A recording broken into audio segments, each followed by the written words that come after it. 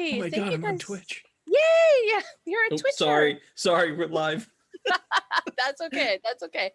Hi guys. I'm Jess Hartley. I'm going to be your guest GM for this evening, and I'm going to be leading you through a game called Changeling the Lost. I'm really excited about sharing with this with you. I know many of you have only played D&D before, and while D&D is a fantastic game with a lot of really cool applications, there are so many different tabletop role-playing games out there, and they vary not just in theme or rules and mechanics, but also in how they approach characters and how they approach role playing. And I think that that can be a very valuable tool to have in your toolbox, knowing that this game might be the best in this situation and this game might be the best in this situation. One of the things that I absolutely love about Changeling the Lost is the way that it looks at characters. In D&D and many other games, your characters are kind of defined by what you were born as, so your race, and what you learned how to do, your class, which is kind of the way that a lot of society looks at people's value, kind of where you were born or what you were born as and what you learned how to do. Changeling is different in that it treats characters and looks at people as what happened to you, and that's your seeming or your kith, what happened to you and how it changed you, and then what that how that changed your outlook at the world, and how it made you approach things in the future. And that's your court. So you've got your 4 different seasonal courts, all with very different outlooks in the world. And I think that because the game right from the start looks at people, characters, differently, it can be a useful tool to have. Where D&D may be a hammer, Changeling might be a set of pliers, and sometimes that's what you need. So you guys have all chosen pre-generated characters, and we're going to start off. You are all members of a freehold, which is a community of changeling called Fire River. And the reason it's called that is there's a river that runs east-west through the town, and at sunset and sunrise every day, the colors from the sunset and the sunrise just make the river look like it's ablaze. The freehold is named after that. A few weeks ago, and you guys don't know this because your characters were being played by other people, but a few weeks ago, you were all hired to recover the scepter that is the symbol of the monarch of the freehold. So whoever has the scepter essentially becomes the ruler of the freehold for that season. And you all successfully recovered it, and you broke the curse, the dying curse of the winter monarch named Purdue, who had set a curse when the scepter was taken out of their hand, and it put the entire city under a freeze for a long time. And you are kind of heroes in town for that. Unfortunately, changelings, like people, have very short memories. So you probably got somebody bought you a beer at the bar and told you were a really great guy, and now you're back to being plain Joes again. But during the course of that adventure, you went to a goblin market to gather some information, and unfortunately, one of you let slip what the nature of your mission was, right in front of an information broker. And in order to keep the mission secret, you all made a promise to her that you would, within 2 weeks' time, come and do a favor for her. And this morning, all of your characters have received a missive. It's a piece of dark paper. It kind of smells fishy. Those of you who've had sushi before might recognize it as seaweed paper. And inside of it is just written, "It is time, Melusine." Melusine is the woman that you made the promise to. Now, you know that the Goblin Market, which is where Melusine's business and her home is in the hedge, which is the supernatural brambles that are between the mortal world and the world of the true fae. There are gateways that you can get into that will take you to it. And there are trods, which are established pathways that go from one location to another.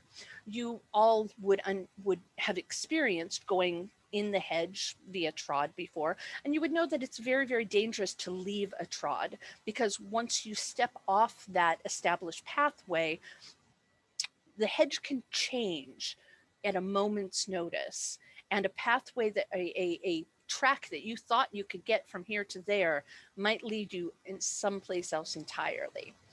So you've all been called on to turn in your favor, or to perform your favor for Melusine. You have a couple choices about how to get to her, assuming that you don't blow off this hobgoblin's favor that you've sworn to promise, sworn to complete. You would all know as changelings that sworn pacts have supernatural hold on you, and that very bad things can happen if you don't. In this particular case, the promise had something to do with your mobility. So you kind of get the feeling that if you're not moving to help her, you might not be moving much at all for a while. You have a couple of options. Are any of you going to refuse the message? No? Okay. So you have a couple options on getting to the Goblin Market. There's the pathway that you took out of the Goblin Market. There's a gate in the local city park that was how you got out. And you all know that once a gate has been opened like that, you can travel back through it just by going to it and touching it and spending a point of glamour, which is your supernatural power. You could do that. It'll require you getting down to the city park and going through the gateway. You can also try to open a gateway from where you are now. You do know, however, that the local freehold kind of frowns on opening gateways kind of willy-nilly, because once they've been opened, things that can get, the establishment of a place where things can get in also means that things can get out. And the freeholds are not really fond on letting the creatures that live in the hedge and the citizens that live in the hedge out into the freehold city. Or you could try to find a different gateway altogether, another one that has been established somewhere in the freehold. But it's really up to you. How would you like to proceed to the Goblin Market?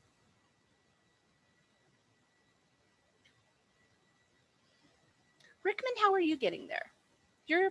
Let's see, your character is Gray. How's Gray getting there today?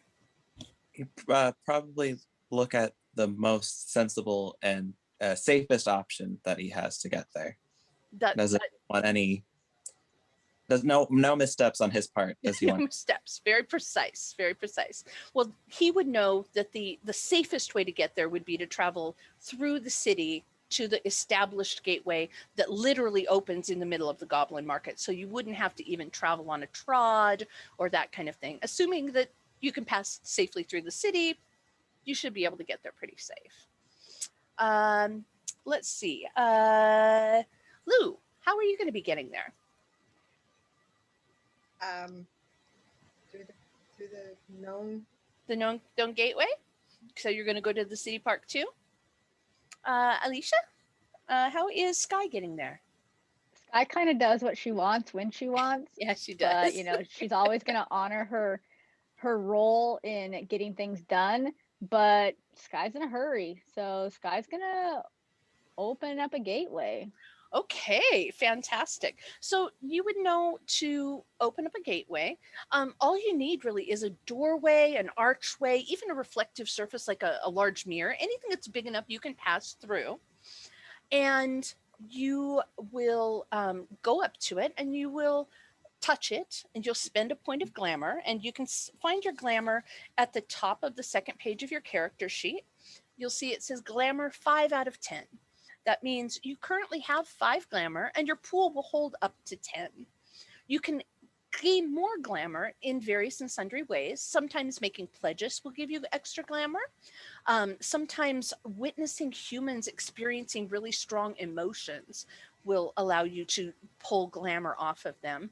And sometimes you can find things called goblin fruit in the hedge that you can consume, and they give you back a point of glamour. Sometimes they do other things too, but they're usually a pretty good source of glamour as well. So you have 5 active glamour. So you could go to where do you think you'd like to find? Do you have maybe someplace in your apartment or?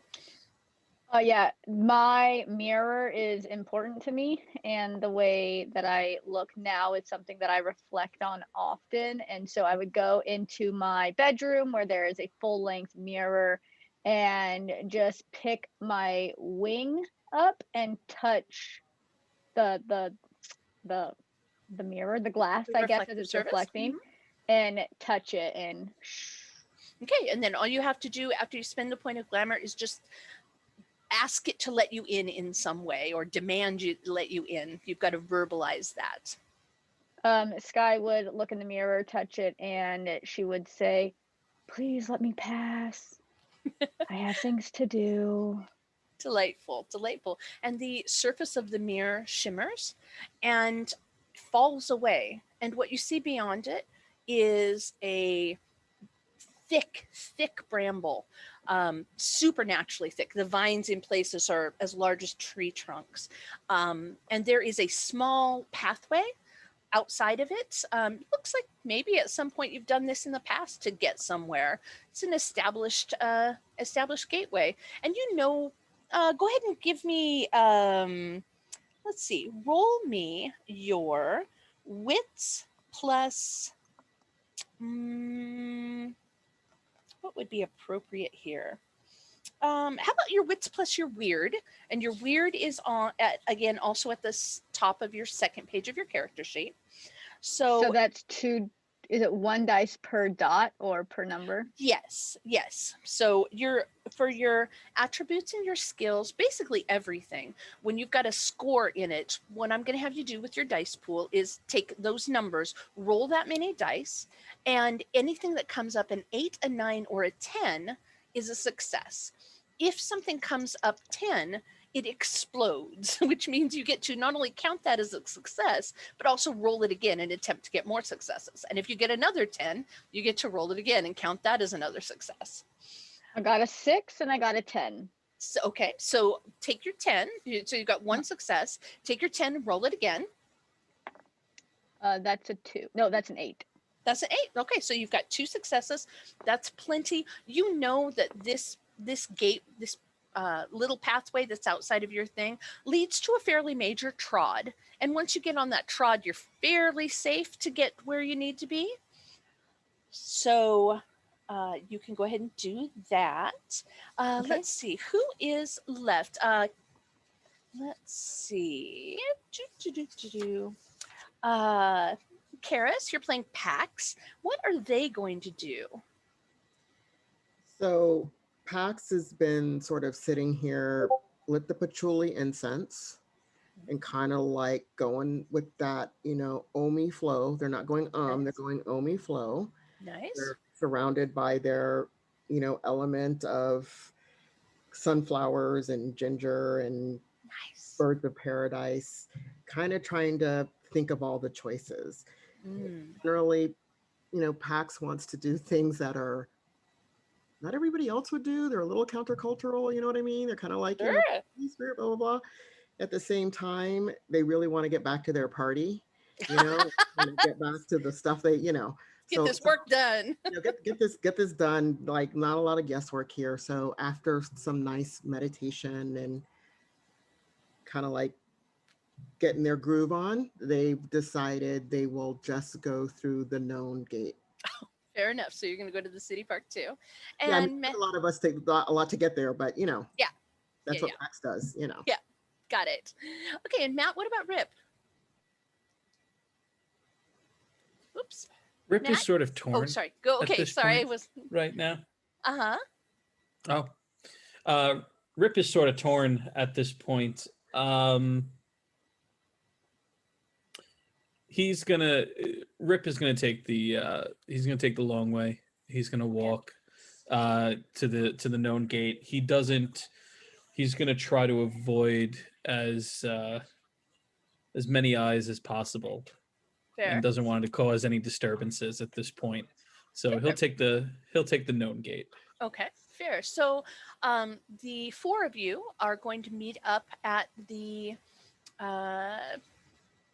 in the city park, and you are like, oh, okay, cool. You go towards the gate, which is set into a hedge wall, not the hedge, but a park hedge. And give me just a second here. I'll give you a picture of that so that you can see it. What did I do here? There we go. There you go. So that's in the Discord chat if you want to take a look at it. Now, this is exactly like you saw it a couple of weeks ago, and like you've seen it every time you've passed through this direction before, except it's always been standing open like this before, and this time it's not. This time it's shut, and in front of it is a small table. Well, it looks like a small table. It looks like a tiny, tiny table, but that's in part because the man that's sitting behind it is huge. He is every bit as big and broad as you are. You've seen him around the Freehold before. He's a great big ogre. He's part of the Summer Court, and so any of you who are Summer may have interacted with him a little bit more personally. His name is George. And he literally, like when he's sitting down, his head is still like almost as tall as the top of this gate is. He's just a massive, massive being. You can't believe that other people at first glance are not staring at him. And then you remember that humans actually see your mask rather than your mane. And so they see still probably a pretty big guy sitting at a table, like he was waiting for somebody to come and play chess with him or something. And when he sees you guys kind of walking up, he kind of straightens himself up like, okay, my people I'm going to interact with now. And he just kind of waits to see if you're going to try and come over to the gate itself. Rip's just gonna continue to walk. Not even necessarily make eye contact with. He sticks out an arm, and his arms are like just like on the floor. He can reach out like twice as tall as he is. It seems like he basically blocks the gate with one arm. Wait, this George is setting up a new business. George has permission by the Freehold. New business. George is a businessman now. Oh, wait. Rip doesn't care. You must give me 1 glamour or beat me at arm wrestling. This is my business. Oh. Is this what the table's for, to sort of arm wrestle here? Yeah. The table, between the two of you, this table looks like a miniature dollhouse table. I mean, you're like wondering how you can even get your elbows both on it. But that seems to be his intent. I guess here's my question. Here's my George, right? George. What if I don't want to do either? And I just continue to walk past you? Then George will stop you. That's George's business. Then George will have to stop me, and I'm going to try to continue to walk through. Okay. Before we break out into combat. Can I? Oh. Yeah, go ahead. Can I because I'm noticing here, can I try to and if I get this wrong, I apologize. No, you're fine. I'm looking We're at Rip's sheet. It has something known as creeping dread. Mm-hmm. Would I be able to spend a glamour and sort of cast that? Yeah, definitely. So your contracts are at the bottom of your second page of your character sheet are basically your supernatural powers that are unique to your character. I've kind of taken some liberty with these. If you were playing a hardcore, like straight out of the book, play as written game, you guys wouldn't have at such a low level, you wouldn't have access to all of these, but I wanted to kind of pick and choose ones that would be fun for you.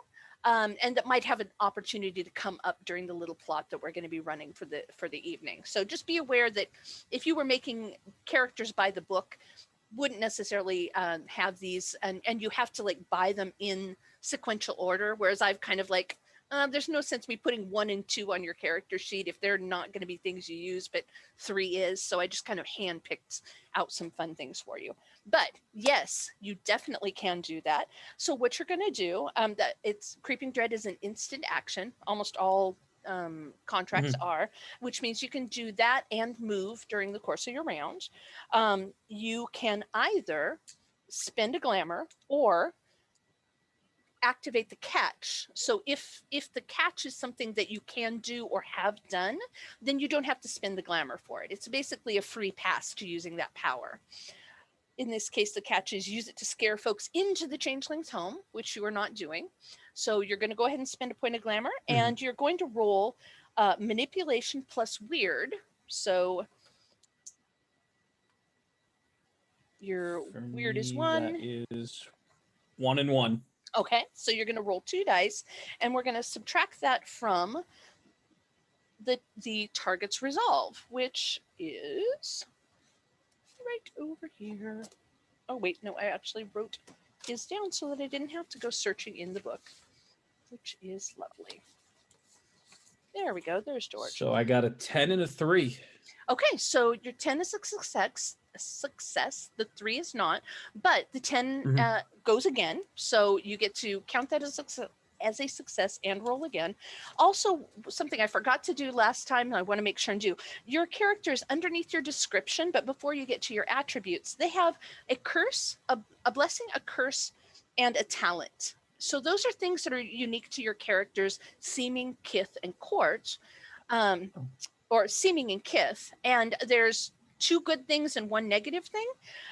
So in this case, Rip has the ability to spend glamour to improve strength, brawl, and intimidate. He doesn't get to his rolls don't explode when he's using composure, other than perception, and he gets an 8 again on wits-based perception rolls because he's a cyclopean. So they're the kind of fee fi fo fum type giant characters, and they have very, very good, often scent, sometimes sight, that kind of thing. So none of those really apply right now, but George has a resolve of 4, so I'm going to, whoops. I got another 10. Oh, that's awesome. They keep exploding. So you now have 2 successes and get to roll it again.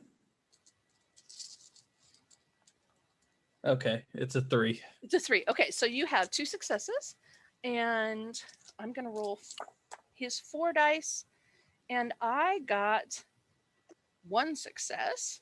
So that contract works perfectly.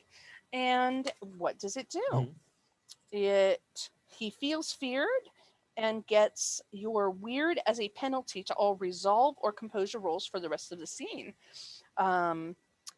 There is, so this Creeping Dread has 2 different kind of ways you can do it. You can either do it against a specific target or against everyone in the area. I'm assuming that you probably just wanted to do it on him, but if that's wrong, correct me. Nope, okay. was just looking at George. Okay, so George kind of shudders, and he's like, but I mean, we could arm wrestle later when you come back. Yeah? Yeah. Sure. Okay. Fine. You can go through. But, and he points at Pax, you have to arm wrestle me. Or give me glamour. Give George glamour. Oh, wow. George, dude, like, man, like, come on. Here's a sunflower. Peace. That am not glamour. But what? That am not glamour. That's not glamour. No. Oh, but they're so pretty, these sunflowers, and they're so peaceful. And okay, so what happens when I give up a glamour to George? Well, okay, so before we go there, because you're already doing this kind of manipulation kind of thing, let's see if maybe you can convince George about the sunflower being as good as glamour. Okay. Because you'd already kind of started that. So, Pax, they have a, let's see. Oh, wonderful. Because they are a Ferrist, they can spend, their seeming blessing is spending glamour to add to dice, or add to pools, involving presence, manipulation, and persuasion. This seems like a manipulation situation to me. And I'm going to say probably manipulation plus socialize. Does that seem fair? Because you're kind of socializing with him. Sure. Okay, so you're going to roll that, and we'll see how you do based on how many successes you get, how willing George is willing to do this. So what you're going to do is roll however many dice you have for your manipulation score, okay, plus however many dice you have for your socialized score, which is in your social skills. And then if you have a specialization that directly applies to it, in this case, he has a specialization of alternative cultures. George isn't really part of an alternative culture. That'd be more like humans who are part of, non-mainstream cultures.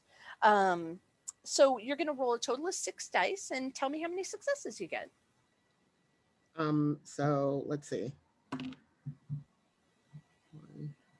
I got 1 9. Fantastic. Oh, I got 2 9s. Ooh, wonderful. Is that a total for your 6 dice? Yes. Wonderful. So you got 2 successes. George is like, sunflower's pretty. George liked the smell. Also, can eat it. Yeah, Okay. they're really good for you. Like Okay. totally will clear up that skin situation you got going and make you George really, has skin really situation? make you really handsome for the lady types or the man types or the non-binary types, depending on what like is your thing. This sunflower is going to seriously hook you up. Sunflower hook me up? Yes. Okay. I'll take sunflower. And then he allows Pax to pass through, and he turns to Lou. Ooh.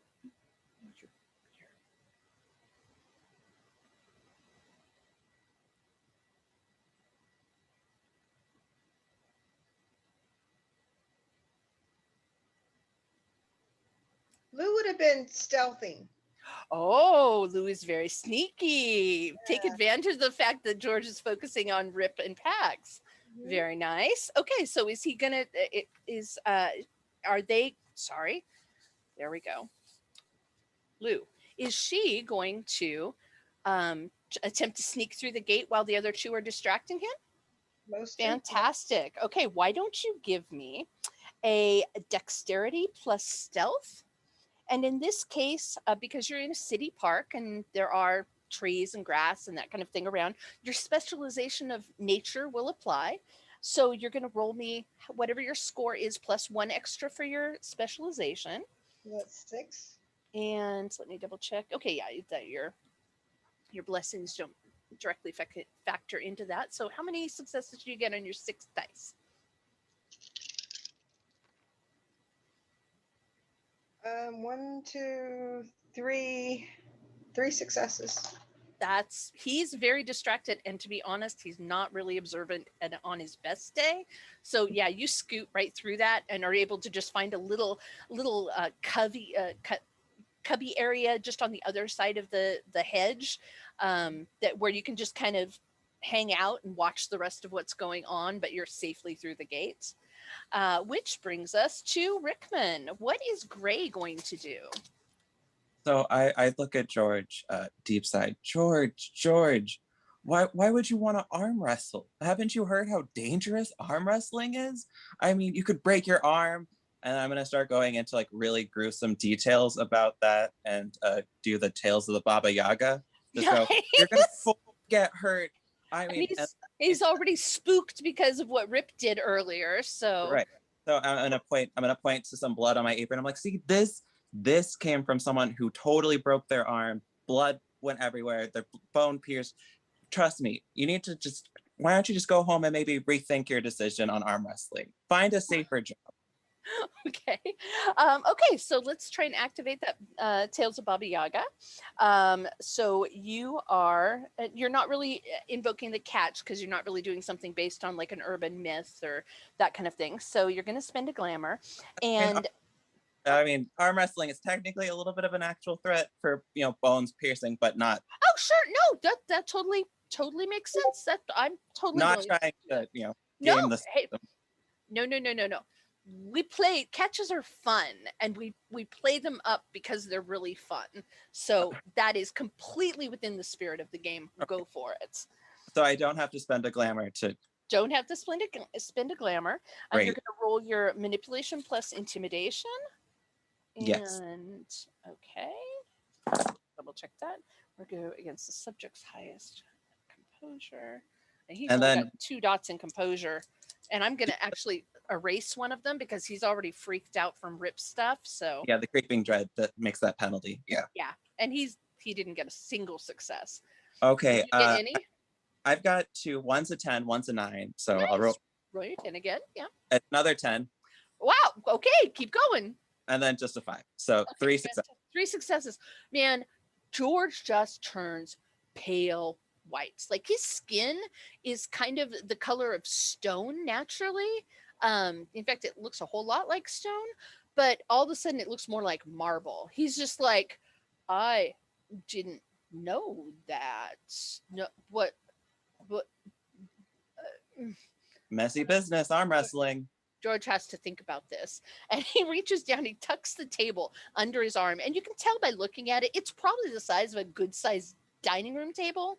But, it still looks minuscule underneath him. He's like, thank you for the warning.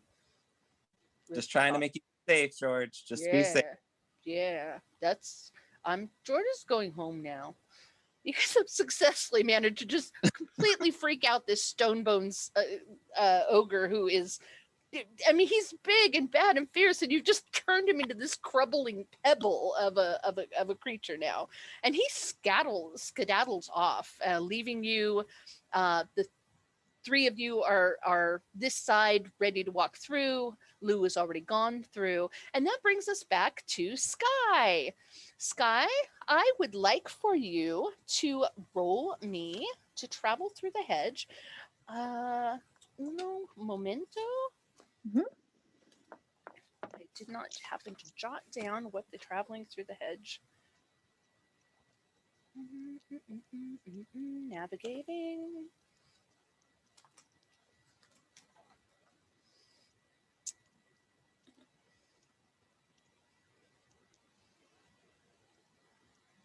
Okay, fantastic. What I am going to have you do is not leaving the hedge. There we go. Sorry about this, folks. Okay, roll me intelligence plus survival. 1, 2. And if you have any appropriate travel or hedge related 2. benefits. That's 5. Let me check real quick. Animal kin, presence. I don't think so.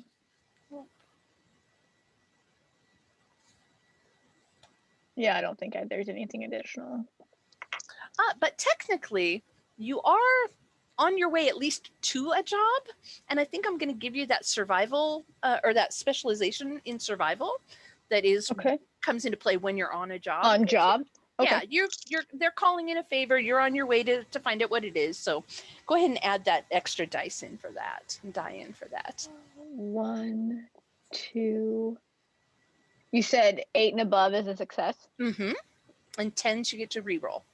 Okay, so I have nothing except an 8. I have 1 8 and 1 10 out of the 6 dice, so I get to reroll the 10, right? Mm-hmm. Yep, you've got 2 successes plus you get to reroll the 10. And it's both successes are an 8. Oh, fantastic.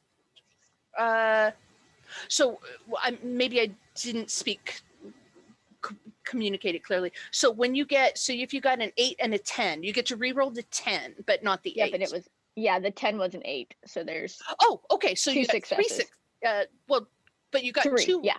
three. There we go. Yeah. Sorry. So many dice. It's kind of harder to explain this, like when you're not, like you can't see the dice too. So if it gets a little jumbly, don't worry about it all. We'll get it all figured out. So fantastic. You kind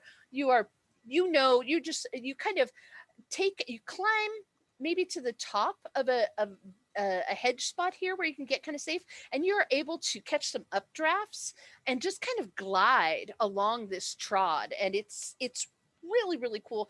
Underneath you can see, things are lush and thick, but also kind of scary and shadowy, and you kind of feel grateful that you're up here where things are a little bit more in your control. Occasionally you'll see a hedge beast or a hobgoblin, the things that live here in the hedge, but nothing up here seems to be very dangerous. You see down below you, there's like this scuttling insecty thing that's probably about the size of a German Shepherd, and it pounces on something that looks like a plant but is actually hopping kind of like a rabbit, and just it turns into just bloody carnage all over the pathway beneath you. But you're able to just breeze right past it and make your way to the Goblin Market, and you arrive just about the same time that these folks come through the hedge. And so what you see when you step through the gateway, or when you arrive at the outskirts of the Goblin Market, is there's probably about 20 buildings, but they're calling them all buildings would be a little bit generous. Some of them are simply lean-tos, or temporary tents that have been put up, like you might see at like a simple farmer's market or that kind of thing. Some of them have stone small huts behind them that look like they're maybe where a merchant permanently lives, with a little shop front out front. Strangely enough, on one edge of the market, you see what appears to be a broken down 1970s-ish Volkswagen van. The front hood has been popped open, and you can see that there's no engine in it anymore. There's just kind of some like, looks like maybe ivy or something growing out of it. It's very, very eclectic, to say the least. And if you look back at the archway that you've come through, as soon as you look forward to the Goblin Market, when you look back, you can see the other side of the Goblin Market through the archway. You no longer see the city park that was there just a second ago when you came through. Let me see if I can pull up for you guys the picture of the Goblin Market, just for funsies. There we go. And we're going to pop that right into the cohort thing for you. There you go. And there are all manners of different merchants for sale. Some people seem to be selling goblin fruits of different kinds and different hedge creatures that have been butchered for consumption or are in cages, captive. There is a large banner that says, "We go." And there's a little creature that maybe 3 feet tall, little hob in there. He's got 4 arms, and his vest kind of goes over to, so that they can cut for all of them to have mobility. And as you pass by, he's actively trying to convince you to come over and use his services. You know where to go. We go. I take you there. I take you anywhere in the hedge. Safest hedge guide in entire market. In entire hedge. We go safe. You can see there's some places that are they're selling just little oddments, like little cups and pipes and what looks to be thorns from the hedge. Outside of the Volkswagen van, there's a rack, and there's just beautiful clothing hanging, like kind of like you'd see a roadside stand selling rugs or banners or sweatshirts or that kind of thing. But it's just absolutely beautiful stuff. You can tell that this is definitely enchanted clothing. And then across the way, you see Melusine's place, which is one of the small stone buildings that has a stall out in front of it. The stall itself has about a half wall around it to kind of enclose it and keep breezes from coming in underneath it. But the strange thing about Melusine's place, and you remember this from last time you were there, is there's nothing on the shelves because she deals in information, and there's no stock there. Strangely enough, she still seems to have just a stall set up though, as if she'd taken over somebody else's or that kind of thing. So where would you like to go first? What would you like to look at first?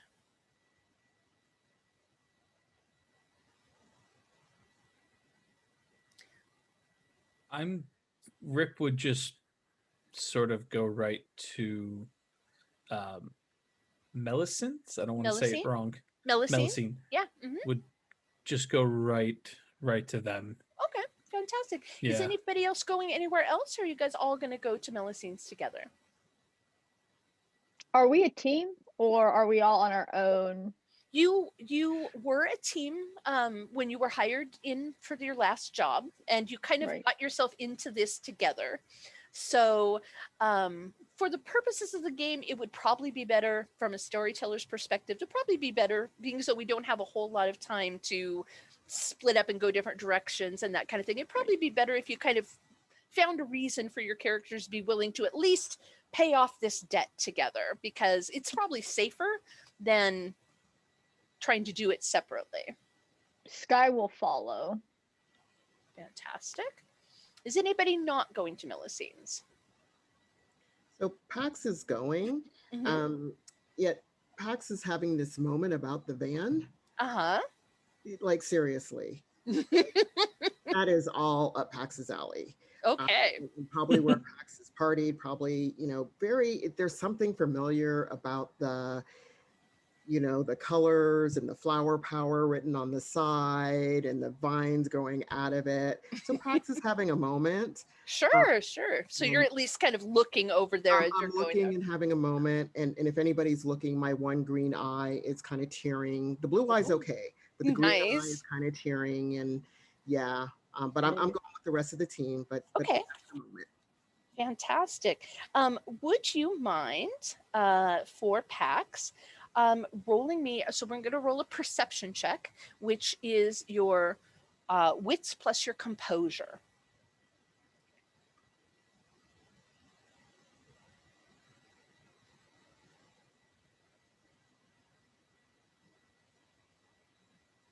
Whoops, I think you're muted, Karis. I said I have to kind of do them. So I got 1-9. Hold on. Okay. Hold on.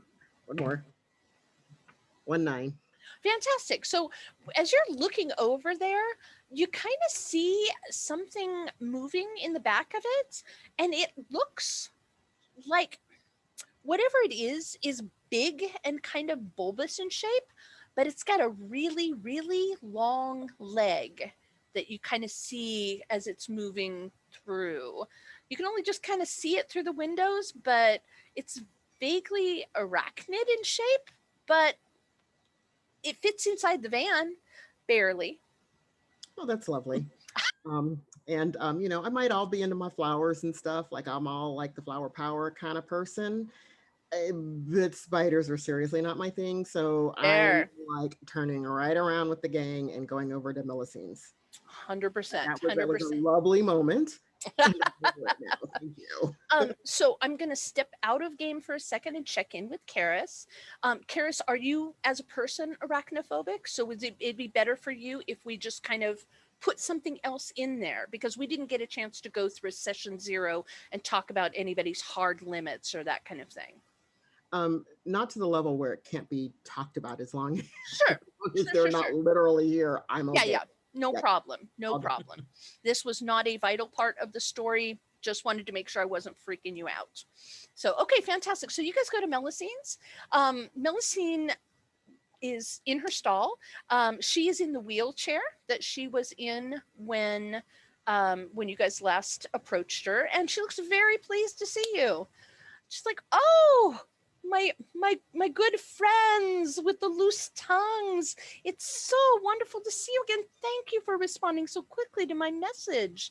I'm so grateful. I just have the tiniest of tasks, and I would be so grateful. And if you would perform this for me, it will clear our debt completely. I have something that I've heard word of." And she takes a very careful look around, and you probably notice that the part of the reason why her shop is so big, and despite not having anything in it, is there's not really a way for anybody to get in earshot of where she is without coming into the shop area itself. It kind of provides her a little buffer. So she checks around just to make sure that nobody's, hanging out at the wall, eavesdropping. But she says, there's an item which was recently stolen taken off a body by some birds. And rumor has it that it's nesting in, she looks around carefully, the Black Orchard. I just want you to get it back for me. It's a simple little locket. I have a map to the orchard if you haven't been there before. Why does this not sound simple? Oh, it's very simple. Go to the orchard, get the locket from the birds, bring it back to me. Unfortunately, I'm not very good at traveling through the hedge myself. The wheels just don't suit well for it. And obviously, I can't climb trees or cover rough terrain.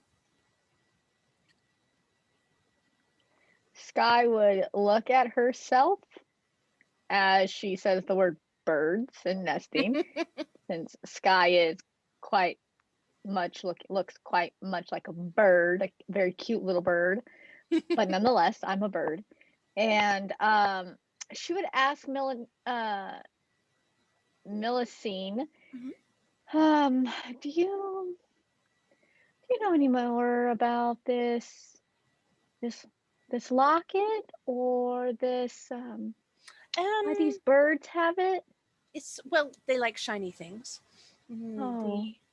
The rumor that I obtained was that the people who came upon the unfortunate victim chased off a number of large crows, and amongst them, they assume was the crows had been picking everything shiny off of the corpse, and buttons, jewelry, and this locket. And I don't care about any of the rest of it, but I have a vested interest in obtaining the locket.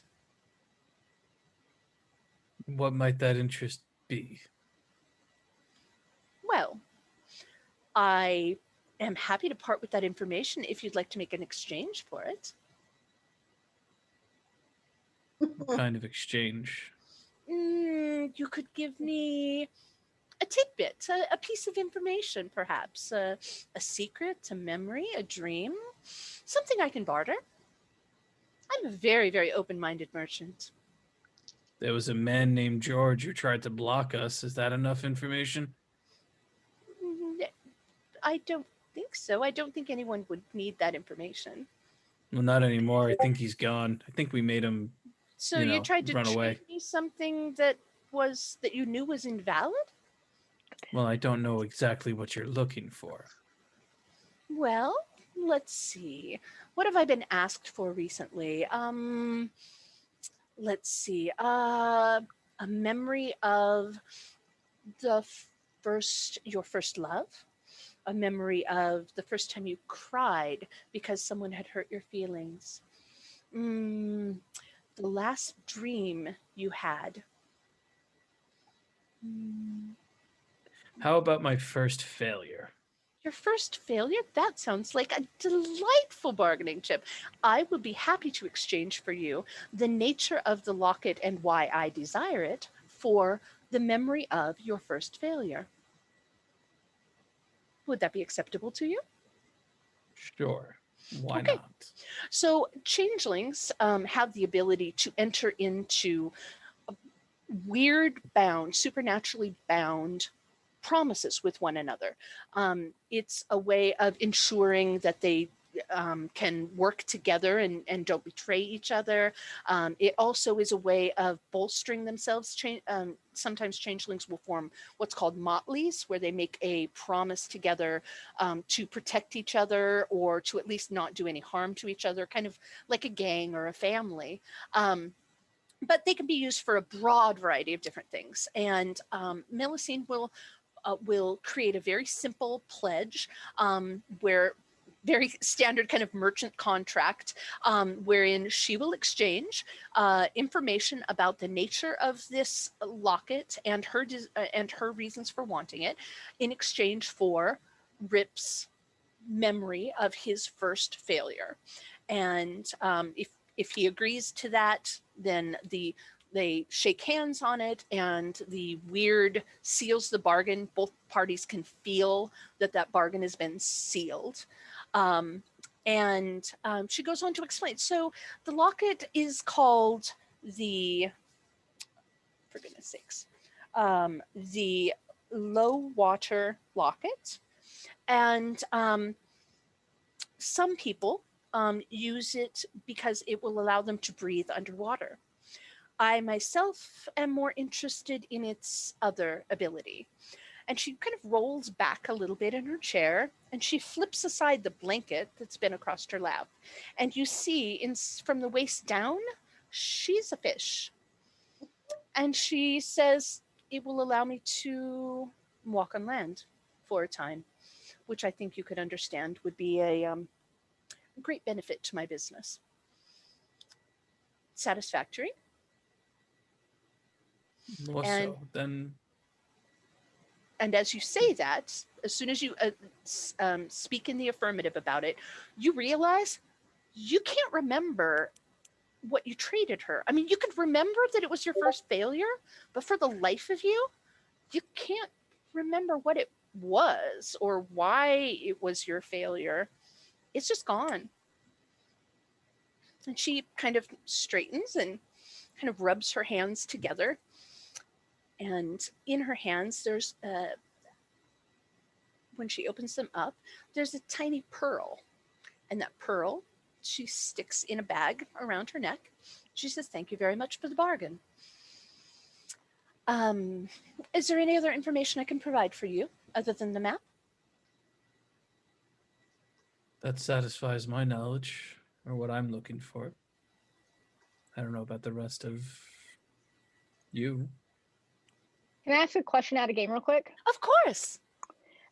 So in that scene, is that a trait that the memory, if that was the bargain, if we were playing a long story, would that scene require the individuals to share something personal of the character, or is it like that cut scene where you do the bargain and then you just move right through into the cut scene? Oh, you could do it either way, depending upon how your players feel comfortable sharing things about their characters, how well they fleshed out their characters. Sometimes, one player might be like, oh yeah, and I really want to share this because I have this cool background and I think that my character's first failure was this thing that happened, and I really want to talk about it, and this is why my character sees that it was a failure and this is what it means to him. But if the player seems more comfortable with just being like, okay, that's like fade to black. I'm not really interested in delving into what my character's first failure was. That's fine too. It doesn't have to be one way or the other. Changeling thematically is just very, very flexible in that way. Okay.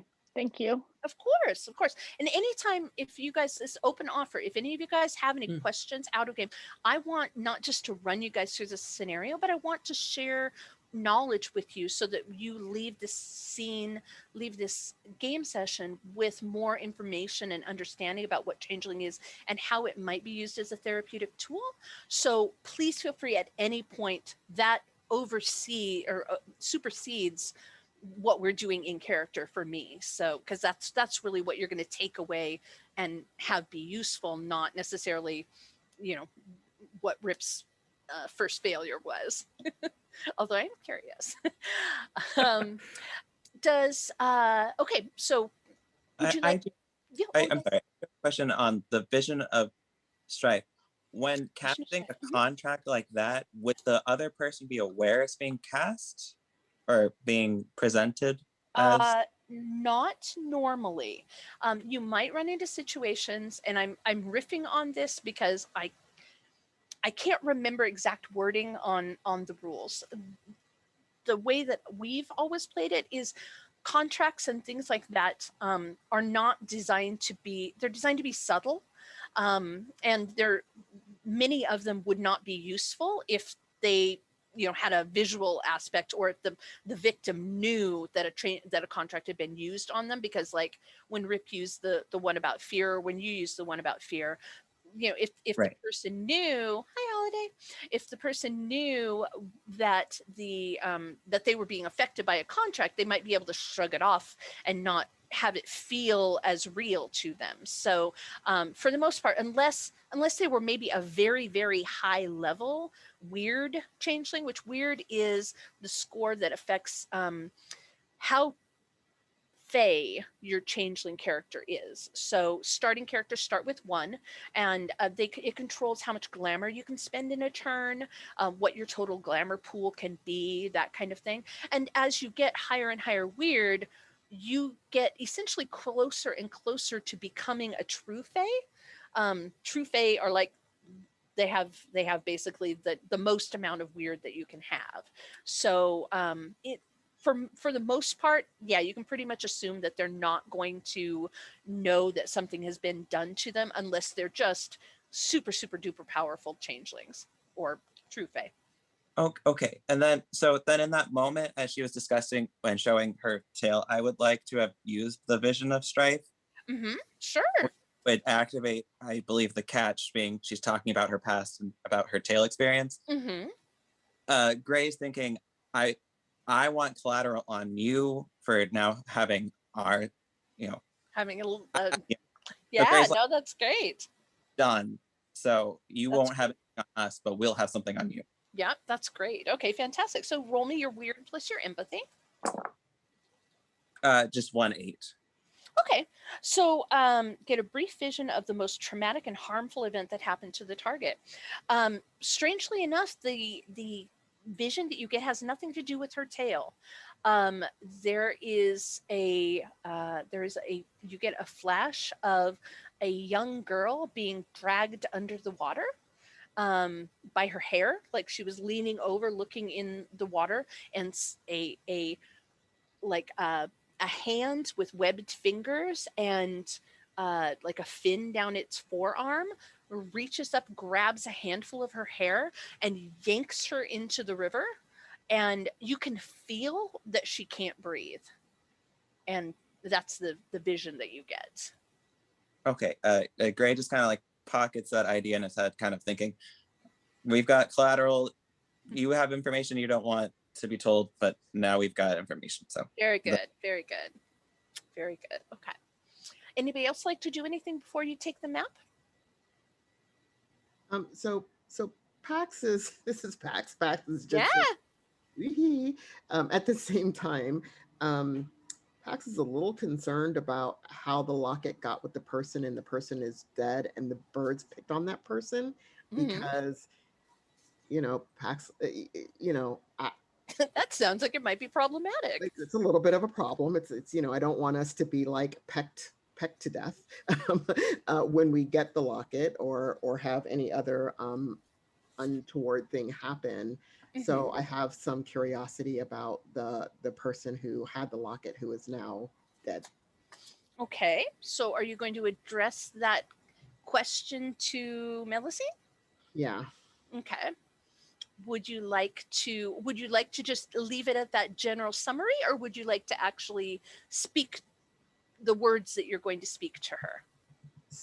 I can speak the word. So Melusine, I just want to check in here. You know, I like helping people. You know, Me it's all too. groovy and so copacetic. Oh, by the way, did I give you a sunflower? Here's your sunflower. Oh, that's lovely. Oh, you're quite welcome. I love giving out sunflowers because they just pop up back on me. As soon as I give one away, a new one kind of grows out of me. So, but I'm really curious. You know, we want to help you out. We want to be safe. Can you tell us a little bit about how the the corpse, like, first of all, that it got the locket and that we won't be in danger of being pecked to death if we get the locket for you. Want to be able to bring it back to you. We can if we're going to get pecked to death. Let me just say. Oh, yes, Yeah. of course, that makes sense. Unfortunately, I don't know that information. I only know the rumors that were passed along to me. Luckily, I knew where the Black Orchard was, and we've been able to extrapolate that that's the most likely place for these crows to be nesting, because they're generally that we know that there is a colony of these crows there. I don't know who the individual was. Rumor has it they were a traveler coming through from one freehold to the next. I don't know what happened to them. The rumors came from people who talked to the people who found the corpse. So all I have is this kind of third-hand information about it. But they described the locket, which is it's about this big around, opens up into two halves. It's gold, and there is excuse me. Bless you. Sorry about that. There is inset into it on each side of the locket a very large aquamarine.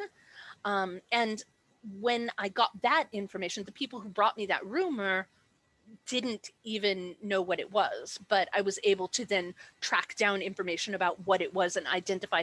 It could be entirely wrong. I could be bargaining away my favor with you all as on a cheap piece of costume jewelry, because I don't have any way to actually confirm that the locket that they saw was the locket that I was able to research and discover that was actually the low water locket. I wish I had more information for you. I do know that the birds are very big, but they also are rumored to hunt during the daytime. So if you're able to go into the orchard and find it while they're out hunting, then chances are you won't even have to deal with them. They nest at night, so. All right, copacetic. Groovy Millicents, thank you. My pleasure. Or Anything I Melusine, can do sorry, my to. bad. Oh, it's fine. Any other information?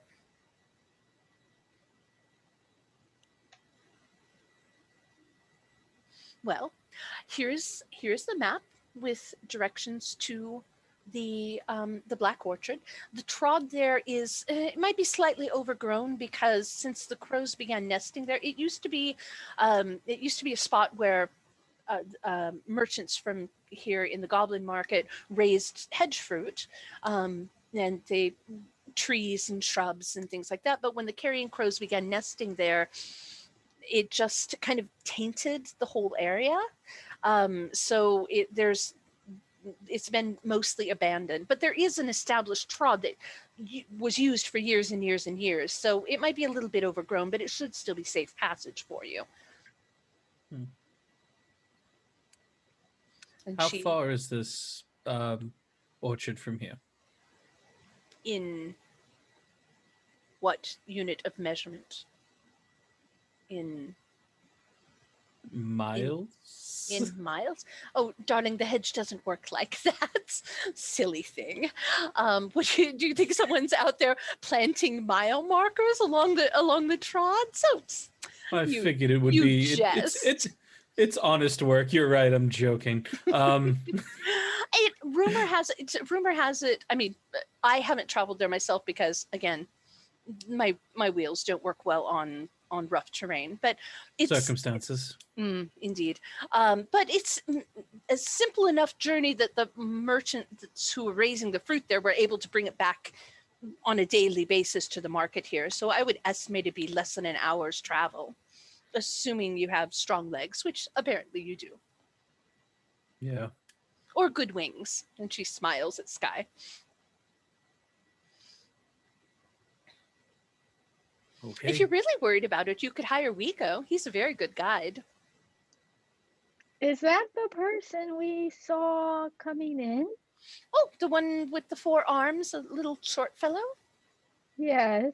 Yes, he's a little crazy, but he's a very good guide.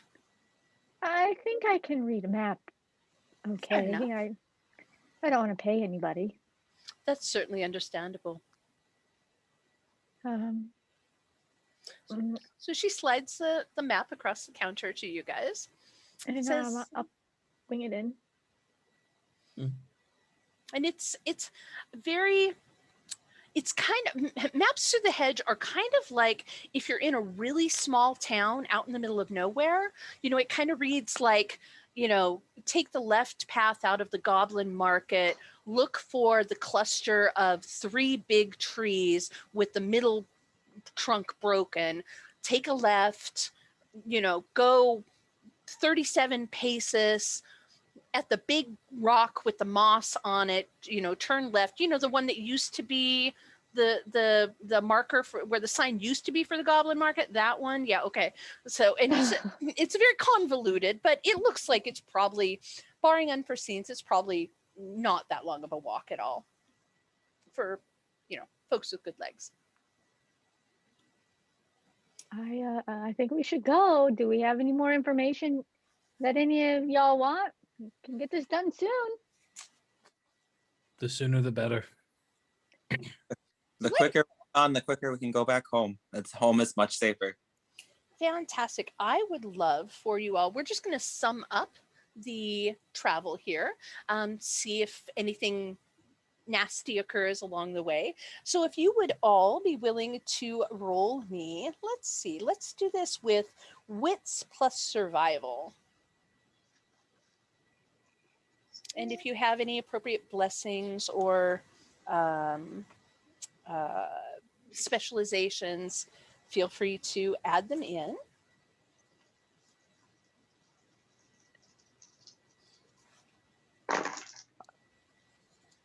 That And if has you would one just success. do me a favor and do me a favor, because you'll all be giving me numbers. So just hold up, a closed fist for no successes, and then however many fingers you have for successes. That way we can see it all kind of at a glance.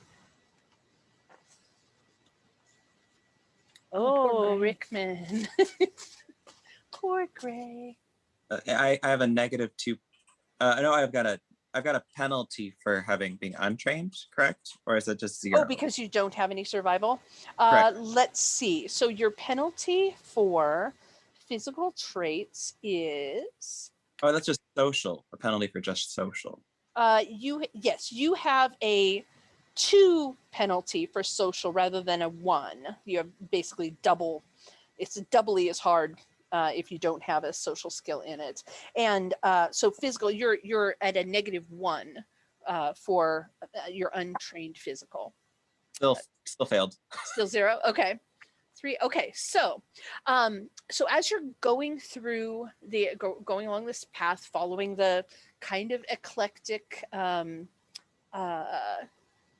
directions here, could you all please roll me a wits plus composure for your perception?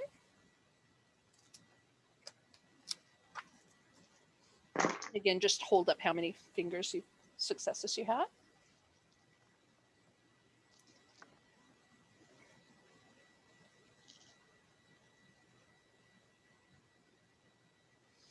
Sky, you don't notice anything. You are so happy to be out of this market and on the trot again. You're on duty. This is fantastic. You're just tally-hoing.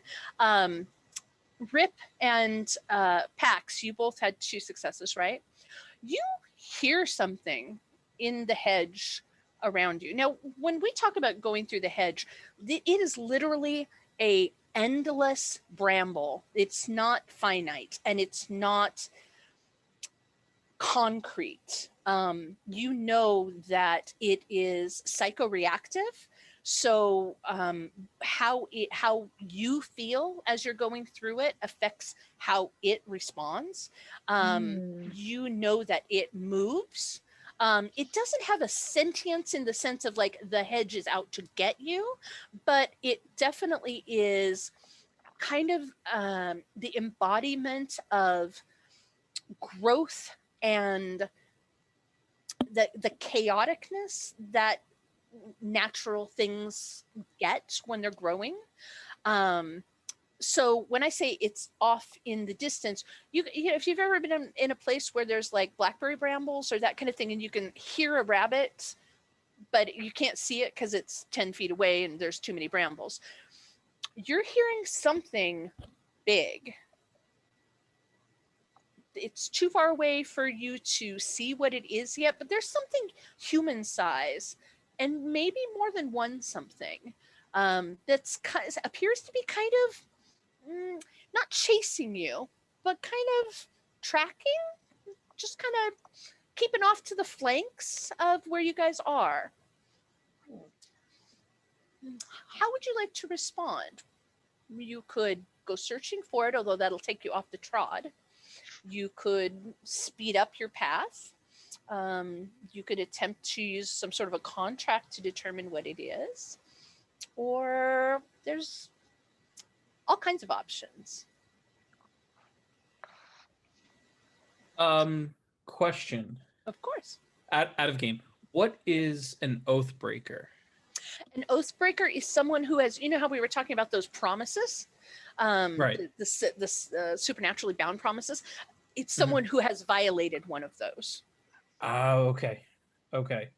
So if you had refused her summons and refused to complete the favor for her, you would have become an oath breaker. And we would have gone into that. If you had started to head that direction, I would have given you a lot more information about the repercussions of it. Gotcha. We can't, and you said can't see them, but we just hear them.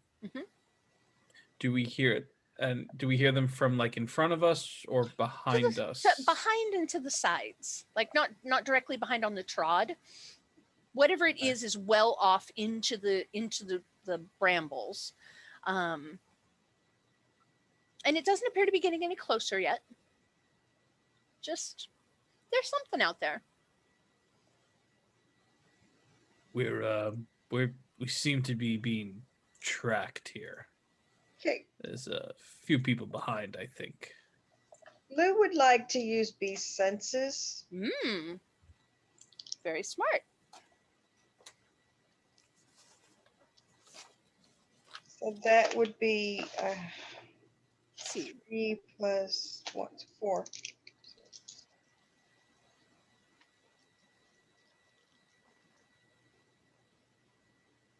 And that would be 2 successes. Okay, fantastic. So for all wit-based rolls related to perception, for the rest of the scene, you get 2 bonus dice. Okay. Would you like to try to, being so you've just activated this, would you like to try to perceive it more clearly? Okay, so roll me a wits plus composure for another perception check.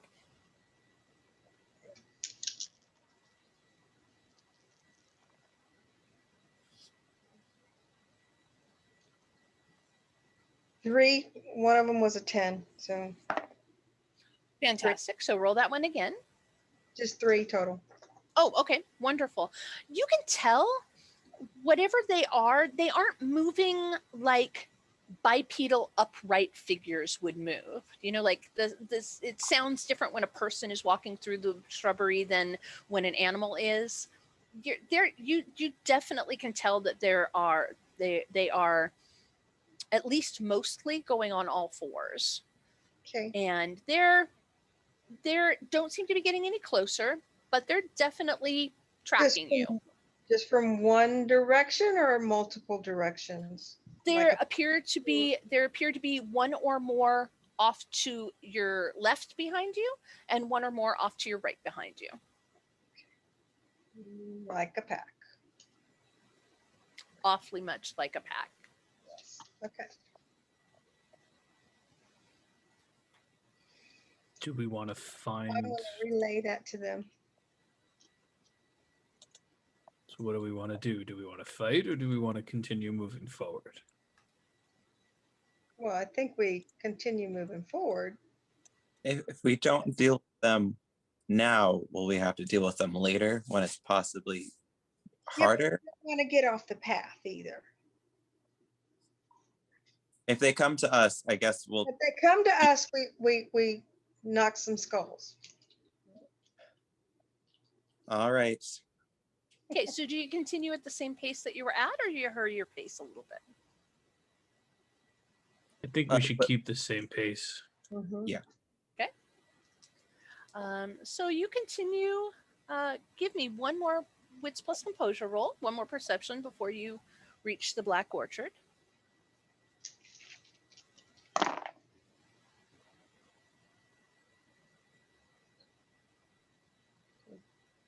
Nice, nice, nice, nice. Whoa, go Packs.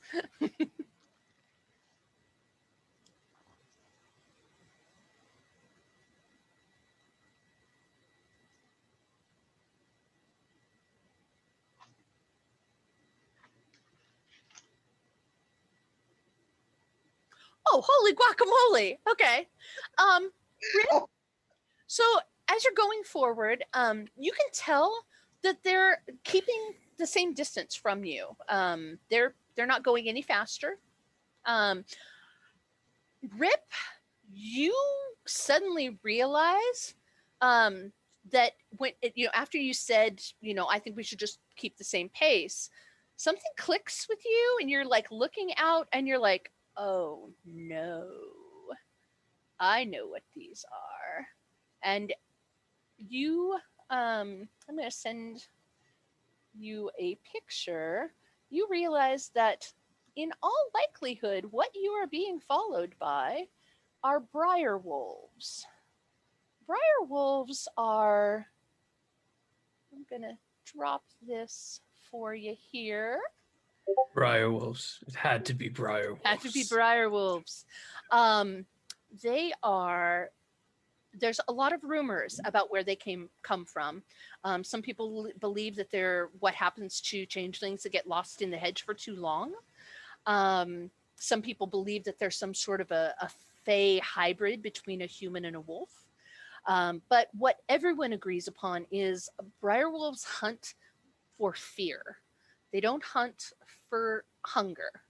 So if they can get you started going, they will track you down. They will keep nipping at your heels and eventually at your guts, and keep you running until you literally, your entrails are trailing behind you before they tear you to shreds slowly, because they don't care about your meat.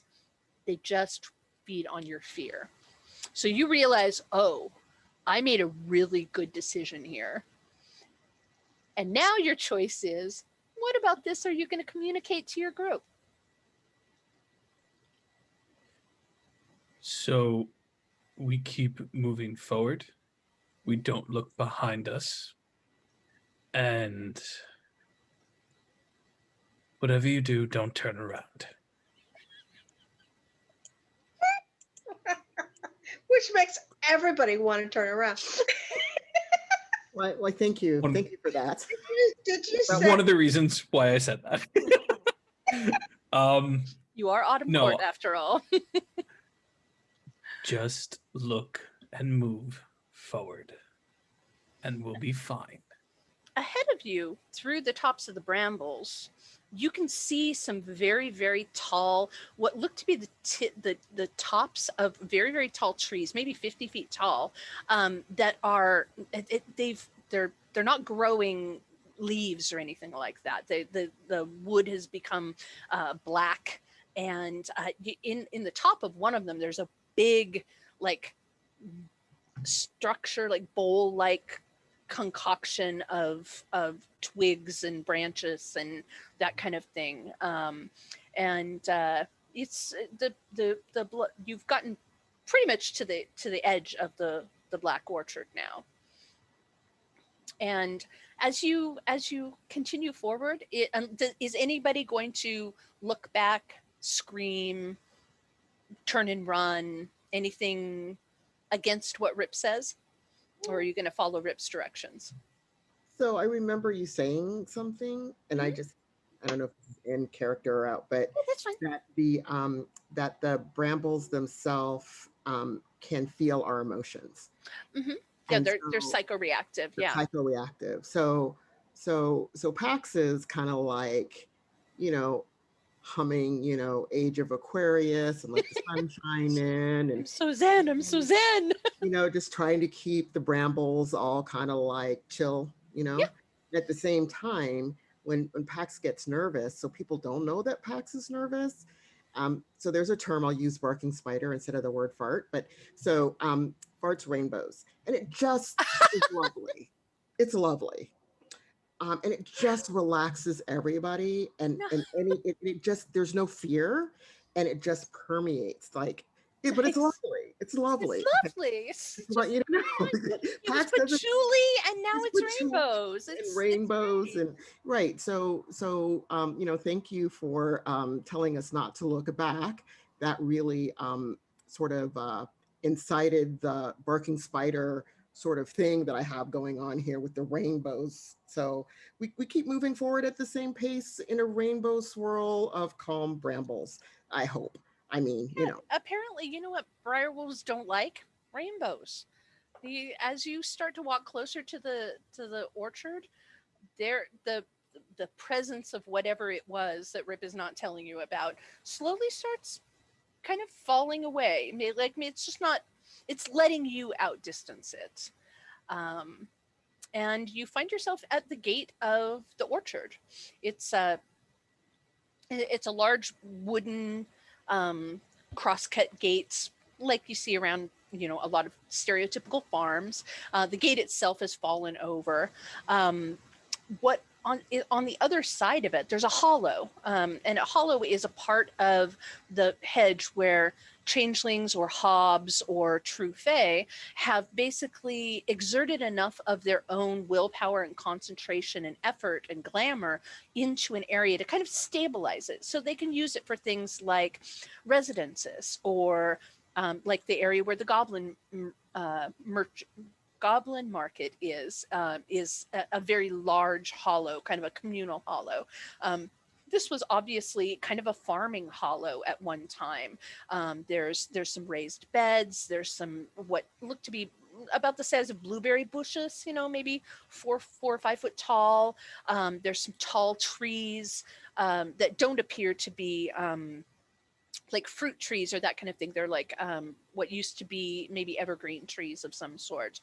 But everything looks like somebody took some thin ink and just splattered it all over. It's just dismal and black, and the plants are kind of shriveled, and the what every once in a while you'll see a fruit hanging off a bush that just looks rotted and icky. It just, the whole place just feels not cool. It's obvious why people abandon this. This is not a place that you want to be for very long, and it's definitely not a place that they wanted to stay.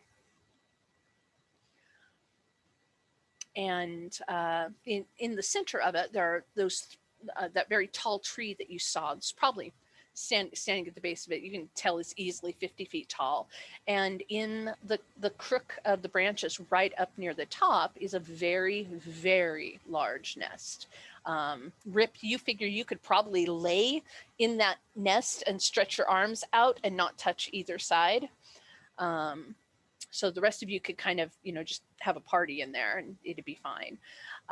There don't appear to be any signs of birds at this point. In fact, there's a decided lack of birds, Sky notices. Not even the normal kind of little hob birds that you might see along the hedge route. And you realize that you haven't seen any of those for maybe the last 4 or 5 minutes of walking, whereas they had been kind of ever present along the way when you were making your way to the gate or to the Goblin Market, and as you were making your way from the Goblin Market here. Where would you like to go first? Sky has, I've been reading it. There is a contract of tongues of birds and words of wolves. You said there were no birds, though. We haven't noticed them in quite some Just time, right? couple minutes walk. You could easily double back, but there's the briar wolves. Yeah, Sky's not looking backwards, but I would like to try and maybe walk a little more forward to see if there are any birds that I could make a contract with. Sure, definitely. As you're going, so the area that you're in, you know that you can't see very far where you are. You can kind of just see the trod forward, the trod back, at least to the point where it takes turns and that kind of thing. But there are some trees here, and if you got up in the tree, you would be able to see a lot further and maybe call out to one. Yeah, Sky would climb the tree if she knew that she could glide back down and not get hurt. Yeah, no, you know, the Sky. Yes, exactly. You know that you can spend a point of glamour at any point to glide in the air for up to a minute at normal speed, so just as fast as you could walk. And you know that because you have wings, that you take a whole lot less damage from falling if you were to just fall and not be able to glide. You know that you've done it before. You've fallen out of third-story building windows. Fell, jumped, admit it. Okay. So yeah, she'll climb to the top of the tree, and in a like a kind of like a needy, I don't know if empathetic is the word, but it's part of her contract. Yeah. Like a little whistle. Mm-hmm. She will whistle out above the treetops, and I have to spend 1 glamour, and I have to roll weird and animal kin. Fantastic. So let me write down my 1 glamour. Okay, I have 3 left. Okay, so my weird is 1. Weird and animal kin is 2. Okay. Okay, I got 1 success. Fantastic. That takes you about 15 feet up the tree. And as you're looking around, now that you're kind of above the local brambly areas, yeah, you can see there's some what looks like, they kind of look like songbirds, but not songbirds that you would see in the mundane world. Their tails are really, really long and form like treble clef signs. And they've got a really, really sweet song. And there's a pair of them. It looks like maybe one of them is trying to impress the other one, and they're kind of dancing around at the top of one of the trees a little bit further away. And when you kind of whistle to them, the one that is trying to impress the one ignores you completely, but the one that he is trying to impress is like, and comes like, and it approaches kind of cautiously. It lands on a branch fairly near you, but is definitely paying attention to the carrion crow nest up above you. And let me see real quick here exactly what the thing does. Okay, so you can speak with all kinds of birds for the rest of the scene. Fantastic. So it kind of looks at you and looks at your wings and looks up at the carrion crow's nest and is kind of like, Why are you here? This is a very dangerous place to be. What? Why is it dangerous? The big birds, Where are they?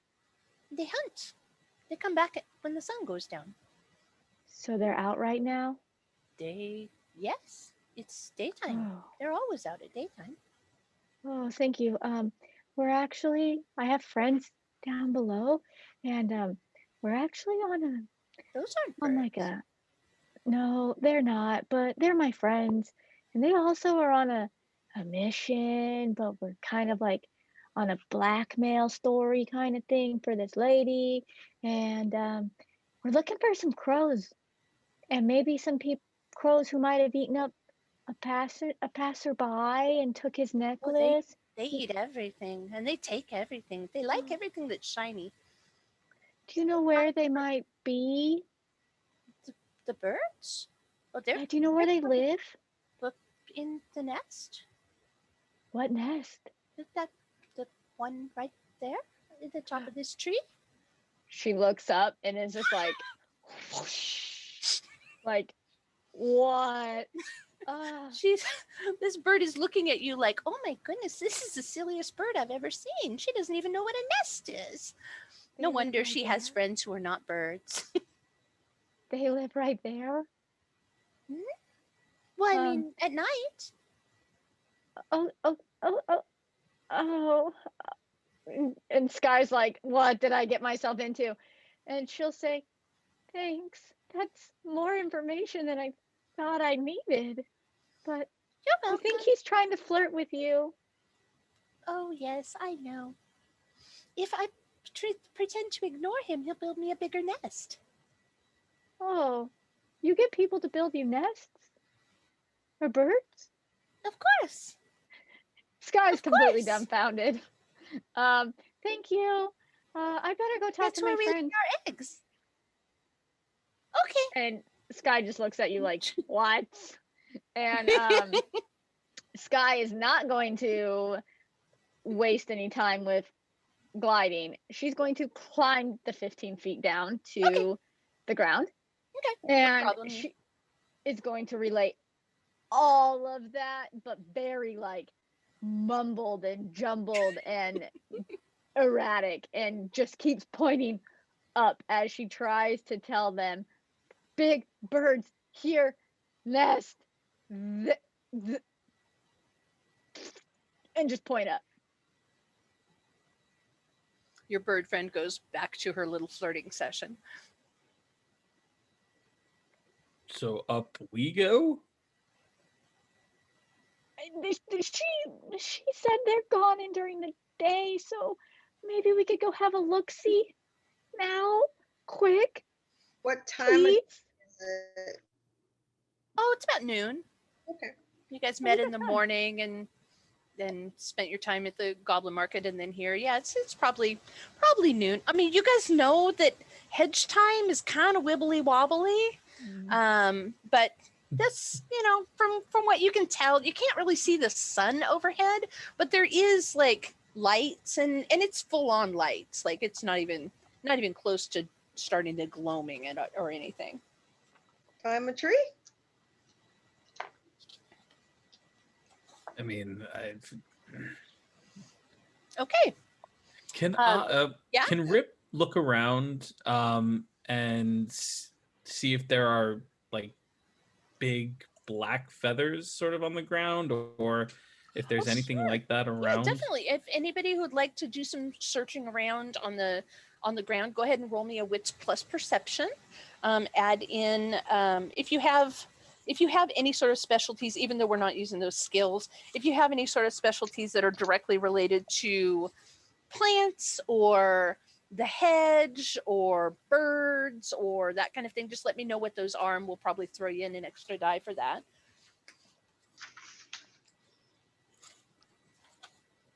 So that's wits and weird, right? Wits and composure. For like a perception. For Wits and perception. composure, Yep. excuse Wits me. plus Okay. conception. Yeah. Weird quite often gets used as a stat when you're trying to activate contracts because contracts are powered by weird. So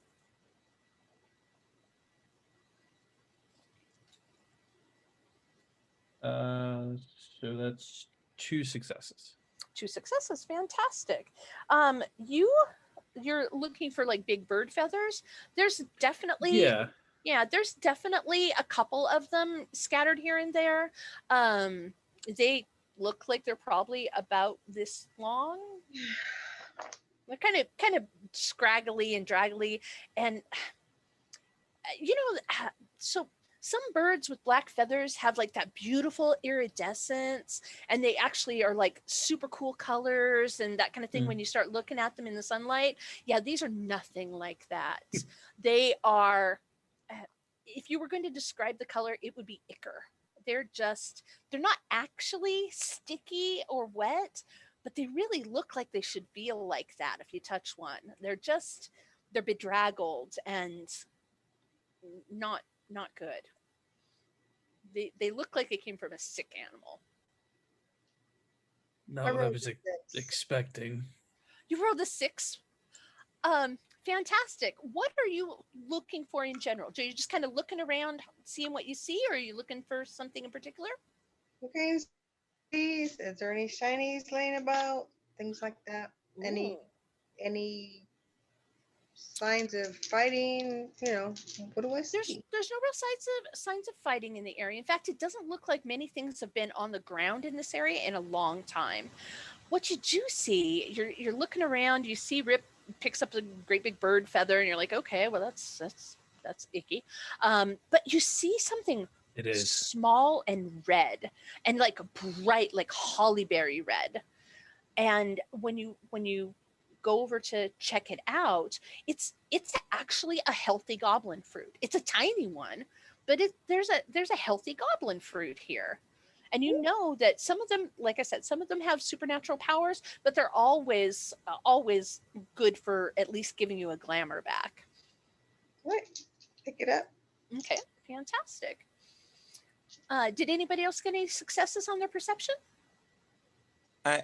Gray had 2, and he was hoping to see if he could find the dead body of the woman, possibly if she's still there. Yeah, no. You would remember from the story that you Millicene told you that the reason that you're at the orchard is because that's where they think the creature took the necklace to. But you get the feeling in her telling the story that this was not something that just happened like this week or anything. This was a little bit ago, and the people that found the body probably took care of it. Up the tree? I'm sorry, what? Climbing. Yes. Is there any discernible safety guy? Is there any discernible footholds or any like safe way of making it up the tree? Or what you do notice is there are, from hanging from some of the trees, there's some ropey vines, and they might be really helpful in helping climb up that tree if you want to harvest them down. Yeah, I try and make sure the most safe way to get up there. Fantastic. Okay, that will give you a +1 bonus for that. Pax and Sky, did either one of you get any successes on your perception, and do you want to look for anything? I did not roll because you're not looking around. Well, I don't think I had any I didn't find my little dot things in perception. Oh, okay. So sorry, I should have explained that a little bit more clearly. So perception is just a check, and the stats that you use to do that check are wits and composure. It's kind of unusual. Usually you use an attribute and a skill, or an attribute and a trait like weird, but perception is unique, and it uses wits plus composure.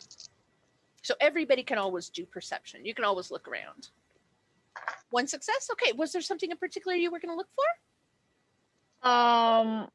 Any sign that this is the like that there are birds, the crows are actually nesting in the nest above us, and that it's not an empty nest. Sure.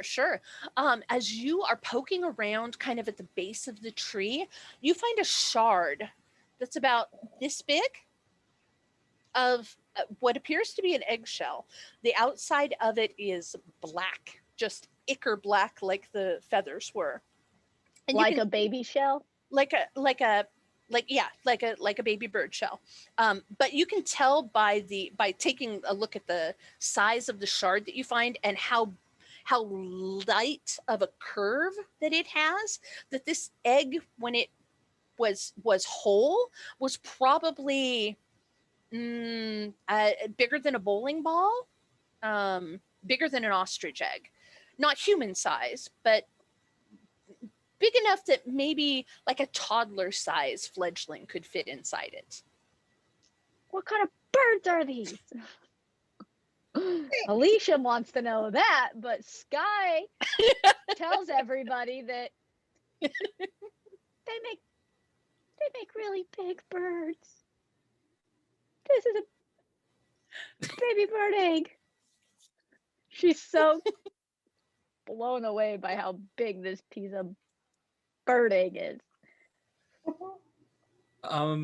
Can I try to use Mind Finder? Well, let's see. Which I would know the direction to any target, and if you let this go, the catch is a lock of hair from the target with the feather potentially. Would that be considered? Clever adaptation. I am going to give that to you just because I was so clever. Yes. So I would know if I would, thank you. I would know what direction the target is in. Really what I'm looking to know is there's something in that nest. Oh, okay. So go ahead and roll me survival plus weird. Okay. And that is 3 total. Okay, and I got a 7, a 5, and a 2. So they're so I got 110. Reroll that. So only 1 success. Okay, that is enough. The thing that this feather came from is that away. It's like if you were to continue on the trod, yeah, you can't tell how far away, but it's definitely not straight up. Okay. I'll kind of relay that as we're getting closer to climbing. As far as I can tell, we're clear for right now. Except for the songbirds, I guess, maybe. Okay. But I think those we So can take. we're gonna go into some. Oh, sorry.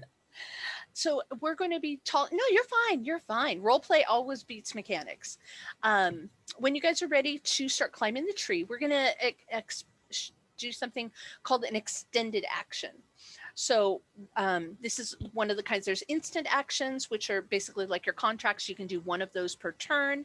There are reflexive actions, which don't take up your instant action. So usually they're like a response to something, or like you hulk out because somebody's hitting you. Defensive kind of stuff. And then there's extended actions, which is, whoops, this is saying my connection's unstable. So if you guys can't hear me, please make sure you let me know so I can go over stuff again. Okay. So what we're going to do is you're going to need to get a total of 5 successes to reach the top of the tree. And what you're going to be rolling is your strength plus your athletics. If you took some of those ropes down or took ropes from Gray, you can add 1 to your roll, run 1 extra die to your roll dice pool for equipment.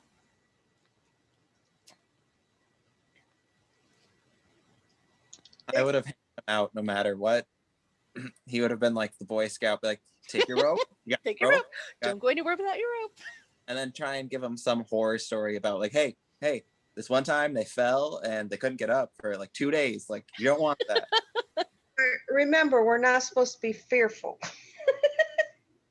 I gladly take her rope. Seriously, my rainbow supply is really kind of like, yeah, it's getting a little rough. I didn't want to say what they were because I didn't want anybody to be scared, but never mind. I take the rope. Okay, so on the first turn, go ahead and roll your strength plus your athletics. Add an extra die in if you have if you've taken the rope, and then also if you have either a blessing or a talent that affects strength or whatever I just said, sorry, strength or athletics, or if you have any specialties that you think apply, go ahead and add an extra die for those. And then show me how many you got on your first roll. So this will be like the first 5 minutes that we spend climbing the tree. So Lose like, can I spend I'm going to spend a glamour, I should say, to improve my dice pool for anything that involves strength, brawl, or intimidate. So in this case, I'll use strength. fantastic. That's great. And you can spend up to 1 glamour per turn at your word. Well, I could use brawl. That's 4 extra dice for me. No, he's doing it because he's using strength. Okay. The challenge is strength and athletics. That's my bless. I can spend glamour as part of my blessing to improve one of those. So that's going to be rolled 6 dice and only got 1 thing, but it's a 10, so I get to roll it again. Yeah, I just got another 10. Woo! That's 2 10s. Fantastic. 3 10s. Oh my gosh. Sky's a little hesitant to start, but when she gets going, she's like, I love climbing. I might take this dice into my actual D&D game. 2. Oh man, that's a 5. I got 3. Okay, fantastic. Did anybody get 0 successes? Oh wait, I can roll one more. Hold on. Okay, good. Because I forgot to add. Nope, still 2. Okay, fantastic. So you guys keep track. Your target number is 5 successes. I'm going to roll something real quick here. Oh no. Nope. Okay. So you can, that was your first 5 minutes struggling to get climbed. Go ahead and roll again and give me your total successes. The first roll plus whatever you get on the second roll.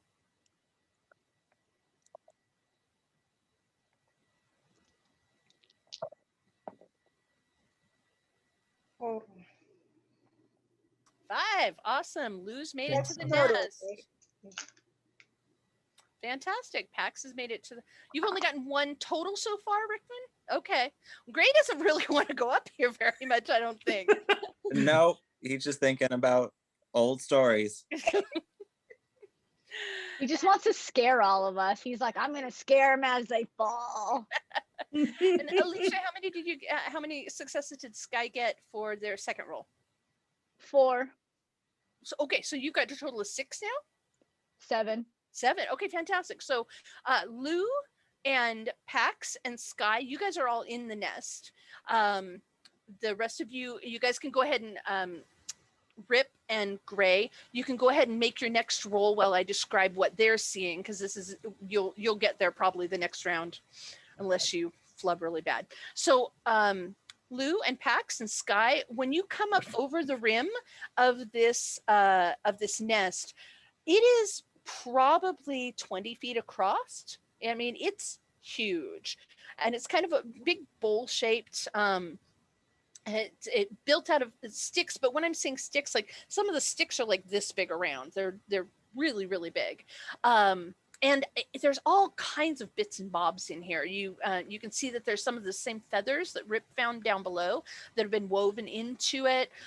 There's bits of cloth and hair, fur, all kinds of like things that would make nest padding.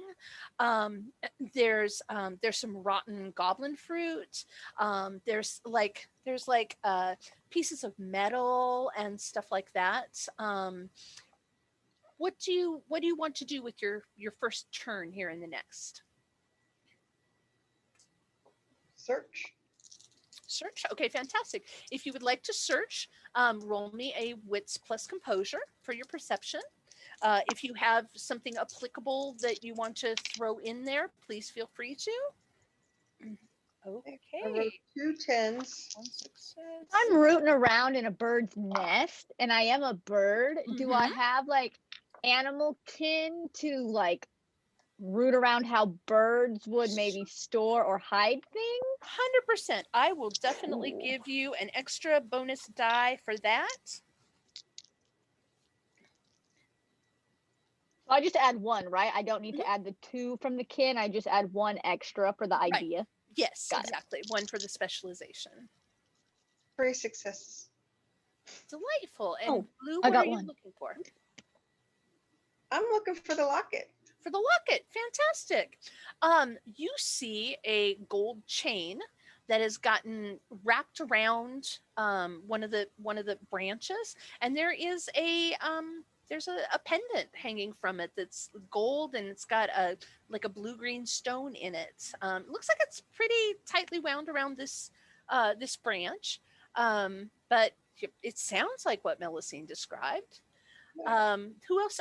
Pax, what you got? 3 successes, fantastic. What are you looking around for? Well, I'm looking around for the same thing. I'm Okay. looking for the necklace, but I see that, Fantastic. who just had the necklace? Who? Lou just Lou. spotted it. Okay. All right. So yeah, so we're both kind of eyeing it. Actually. Nice. And because Fantastic. it's all like scrambled up. Yeah, Now definitely. becomes the how do we, in my head, I'm kind of thinking, oh my gosh, how are we gonna pull this thing out of here? And yeah, I'm wearing my very old ancient from another world passed down to me big like emblem thing, this big chain. Mhm. At the end of the chain is the prince who was formerly prince symbol Oh, that actually might be able to root around and help Ooh. dig it out. Yeah. Very clever. Okay, we'll go to trying to dig it out with the next round. Sky, did you get any successes on your perception? You got one. Were you One. also looking for the locket, or were you looking for something else? Looking for anything that was shiny. So she didn't have the locket in mind. Okay. Just shiny things. I have something that I think would be of particular interest that Sky might have seen. There are a pair of eggs. They're black, they're icky, they're whole, and they're probably about the size of, a good sized beach ball. About yay big. You could probably carry one of them, not due to heaviness, but just due to bulky size and stuff. They're about yay big. And they're kind of in a little corner of the nest that has extra like stuffing inside of it and that kind of thing, kind of cradled in their own little kind of sub cubby of the nest. Would it fit in Sky's satchel that she carries to deliver all of her messages and whatnot? I think you could probably get one of them in there. Sky wants to take one home as a pet. Okay, let's so you have found those. Let's go back to the 2 folks that had not gotten up to the nest yet and see how did you guys do on your rolls. What are you meet your, so you're still at 4 successes altogether, Gray? Okay, fantastic. You really don't want to go up there.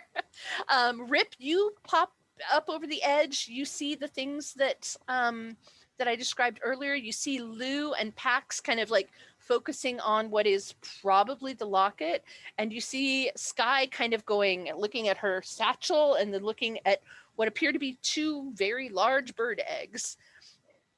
What do you do?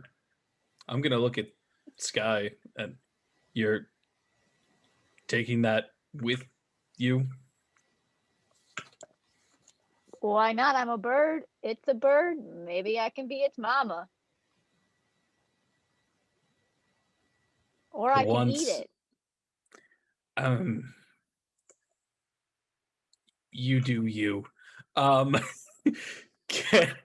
Can I sort of kind of glance around, not in the nest, but sort of having this higher perception, a higher aerial view?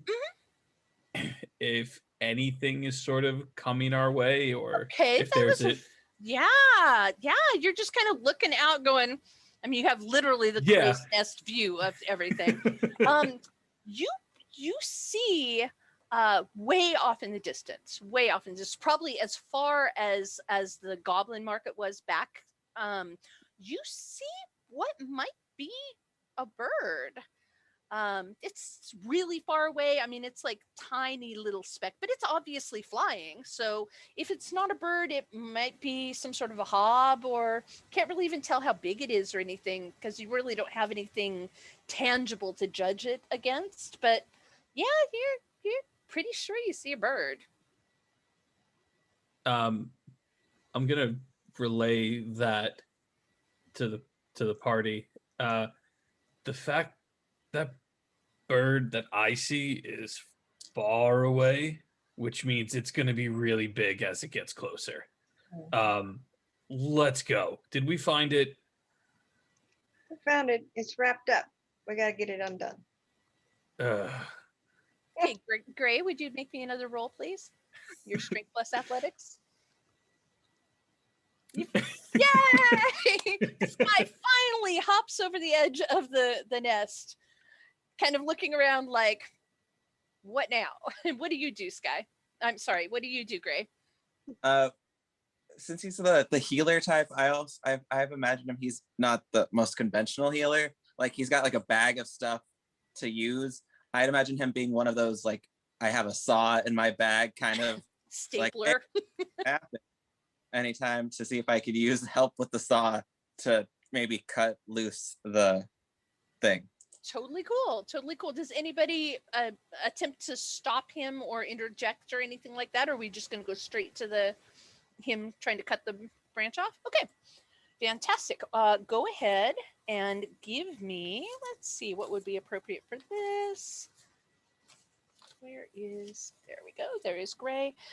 Give me how about a dexterity plus crafts? No, let's see.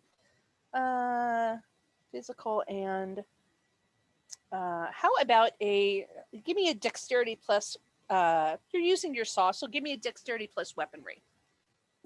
Okay. Okay. And you can, because of your blessing, you can spend a glamour to get 9 again instead of just 10 again on your pools, including dexterity, if you want. I've got 110. Just one success. Okay, fantastic. You're sawing away on it, no problem. You think might take me maybe one more turn to get through the branch, assuming that you're trying to like not break the chain and things like that. If you want to just tear through it and don't care about whether you're doing damage to it, you can be done with it this round or this turn. What would you like to do? I would look at the group and I was like, well, she needs the amulet portion of it, right? She doesn't care about the chain. She can go get a new chain at the market. Do we quick this up or can we wait? It's up to you guys. I'm down to break it if we just need the stone. Just break But the I still chain. want this egg. Nothing Okay. else. Okay. Yeah. If I can hold on to the actual part of the stone while I try and break it from the chain, not to drop it from Sure. the. Or I can actually, I can help with that, and I'll put my hand and grab sort of the stone, which Hold probably it to- envelops the whole thing. Yeah. Yeah. Yeah. And as I'm doing that, I'll tell them about a story of the time I had to cut someone's arm off because of a. No, focus. I fight with my hands. Oh, okay. Fantastic. Okay, so yeah, you have no problem. The chain breaks, leaves a little bit of links behind, but you've got the locket. Rip's got it in his hand. Sky, are you going to pick up one of the bird eggs and try and put it in your satchel? How far away is that bird in the sky first? It's really hard to tell because you don't have anything really to judge measurement by, but it's closer. It's bigger than it was the first time that Rip noticed, and you can tell that it's dark colored, and it appears Sky begins to have a right secondary judgment. Oh, sorry. Yeah. So as Sky looks up, as Rip kind of told her, "You do you, boo boo." She'll look at the egg, look at her satchel, put her hand up under the egg, look at the satchel, look at the sky, and just rub it and whisper at it. "I wanted you, but I shouldn't keep you. I don't want your mommy and your daddy coming after me." She'll kiss it, and then she will say goodbye, look at Rip and say, "Fine." Okay, I just And officially fell in love with Sky, like Sky Egg Whisperer. So did I, and now Rip feels really bad. Okay, so are you going to take any more time looking around the nest, or are you going to attempt to make your way back down the tree? I think we head out. No. Yeah. Okay, fantastic. Going down is easier than climbing up. Oh, yes, go ahead. I'm so sorry. I have to do this now. Jeez. Can I be the last to go down? And is there any way for me to grab the egg really quick and then try to make my way down? You definitely can try. Okay. Okay, I'm so gonna But what if take you the break egg. it? You don't know that I have it. I know, but now I'm scared because Sky has a satchel. What does Rip have Rip has his eggs. that he fights with? The streamers are like, what is going on? I Okay, know. so we're going to because climbing down is a much less you get much less chances to do it slowly at your own pace. So I would just like for you each to roll a dexterity plus athletics. Let me know if you have any, or if you have any appropriate if you have like Gray has the spin glamour to get an extra thing, you just go ahead and add that in. I feel like you guys have a good feel for this so far. So just and then tell me if you hold up your hand if you get no successes, because if you get successes, you manage to make it down. All I really need to know about is whether you don't. Do we get the rope additional? Yep, definitely. Wow. Okay, Sky, you're really good at this. I had 8 altogether to start with. Holy guacamole. Okay. Oh, Gray. Oh, Gray. Okay. 3 5s and 3 and a 2. Yeah. Oh, Nope. dear. Okay. Dear Gray. Yep. Let's see. We are going to, I would like for you to roll me. Let's see how we're going to do this. So you were the last one up, and as you start coming down, you lose your grip. You're like so worried about this rope that you're counting on to help you get that down. You've been talking up these ropes and the safety equipment, and the vine just gets a little bruised and starts oozing a little bit of sap, and your hands are clenched around it, and you just slip. What I'm going to do is I'm going to give Lou and Pax and Sky, because Rip is still up in the nest, I'm going to give them all a chance to attempt to grab you or that kind of thing on your way down to help slow your fall or break your fall, if they would like to do that. What do we roll? Okay, go ahead and roll me because you're going to be trying to stop him, give me a strength and either athletics or brawl, depending upon how you're going to go about it. How gentle you're going to be. If you're going to be gentle, use athletics. If you're just going to use brute strength, go ahead and give me a brawl. Brute strength it is. More chances. Awesome. Fantastic. And if you get any successes, just raise up your hand and show me how many successes you got. 1 success. Great. 5. Okay. And Hey. Sky, did Sky get any And successes? 3 of them are 10s. So Oh, good. Explode those out. Yeah. 6. Wow. Okay, so this is amazing. You guys, like, Gray's feeling like he starts slipping and he's like, oh, that is a long way down. What happens is Pax happens to reach out and just barely nudge him with their sunflower, and Sky, that moves them within Sky's wing range, and Sky's able to just like flap long enough to kind of boost them back towards the tree, and Lou reaches out with one clawed hand and just snags them out and slams them. Whoop. Lost my headphones. Slams them into the tree trunk and kind of just holds them there against the tree trunk. So Gray, you have just gone like a Harlem Globetrotter basketball trick. Whoop, whoop, whoop, whoop, blam. And you find yourself face first against this icky tree trunk, but you haven't fallen. From there, you can proceed down. Gray, we're going to have you take 2 points of damage from that, which is much less than you would have taken from falling the whole way. So all in all, pretty good call. Now, so you guys have all made it down to the point where you can pretty much safely drop to the ground. Rip, now comes your turn. So you're going to do exactly what with the egg? Oh, you're... Sorry. No, I'm just gonna try to like palm it, so like to speak. like a football? Like a football, exactly. Okay. And try to climb down this tree. Fantastic. Why don't you give me a Dex plus Athletics? I'm Okay. not going to let you have the equipment bonus because you're going to have a hard time Okay. managing the rope and the egg. That is completely understandable. That is...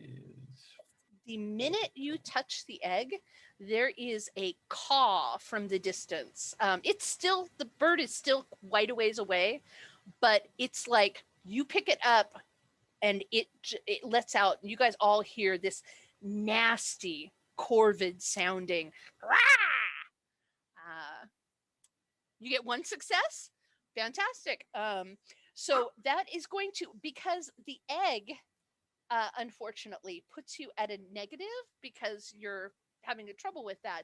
I'd like you to make one more roll of that to see if you can catch yourself on the way down, because all the rest of these guys are further down than you are. So give me another Dex plus Athletics, or just Dex plus Athletics to try and catch yourself.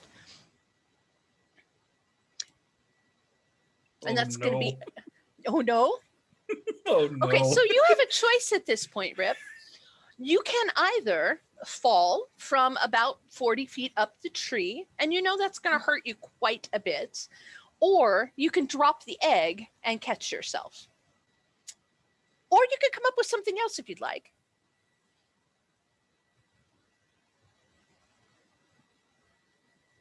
Okay, this might be a stretch, but let me see if this will work.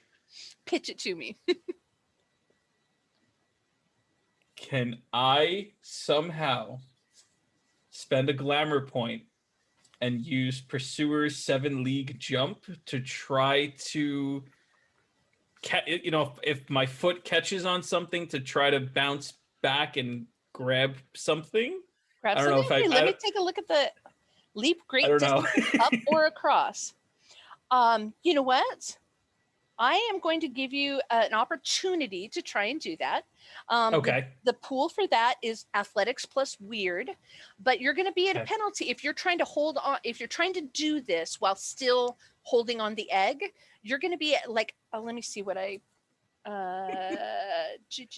You're going to be at a -3 penalty, so you're down 3 dice, or you're down any successes that you're down 3 dice. So take 3 away from your dice pool for that.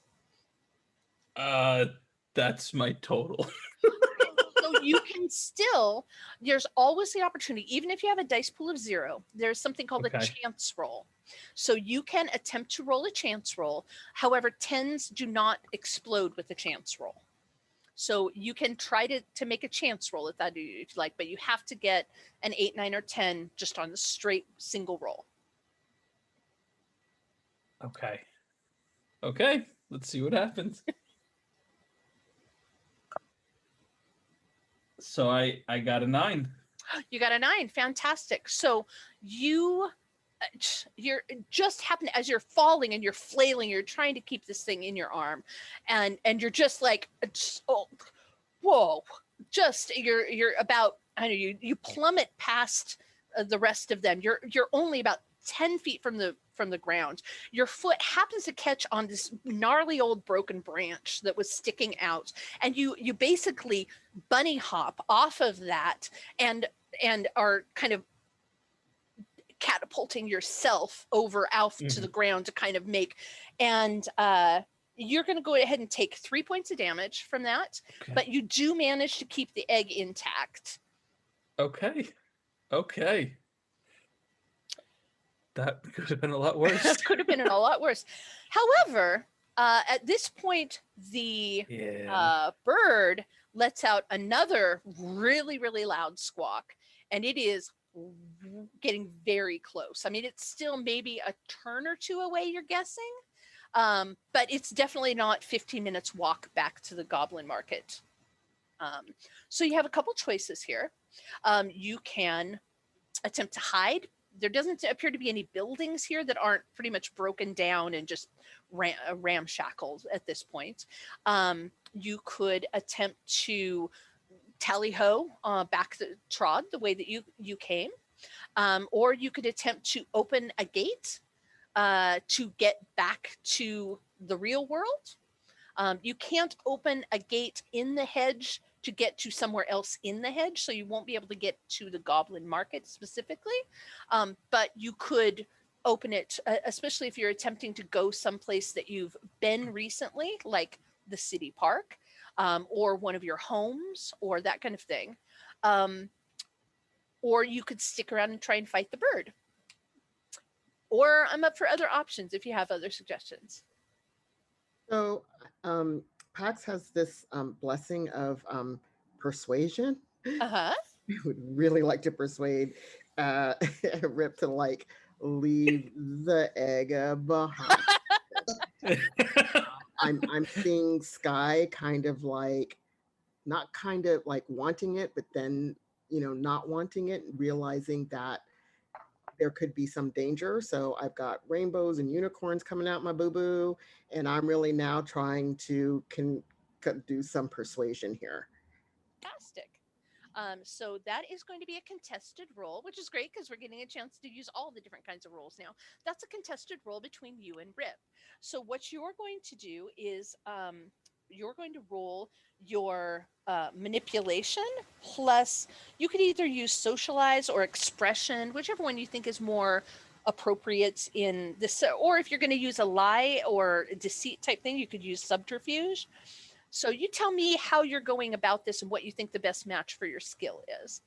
And then Rip, you're going to be using composure plus, I would say probably plus your willpower, which is a trait. It is on the second sheet at the top on your character sheet. Okay.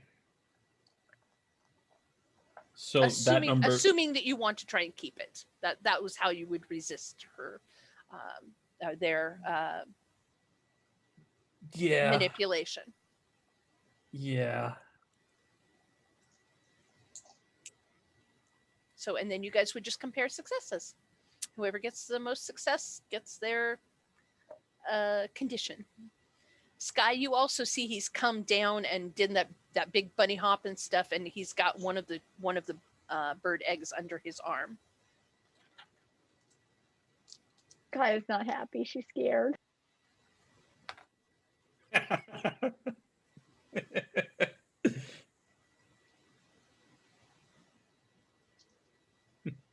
Three She to wins. 2. Okay, so and what exactly are you trying to convince Rip to do?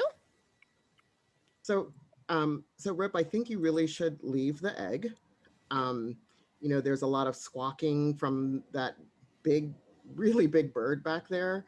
That might be a mama bird or papa bird being protective. And I believe I heard Sky, you know, think about the fact that the baby egg belongs to the mama and the papa. As much as she would have loved to have it, that, you know, she really wanted it left here. And the other thing is, we all don't want to die. You take that egg, that bird is going to follow us. I'm going to have all sorts of weird stuff coming out of my butt. And I can't. I don't have enough patchouli. I don't have enough flowers.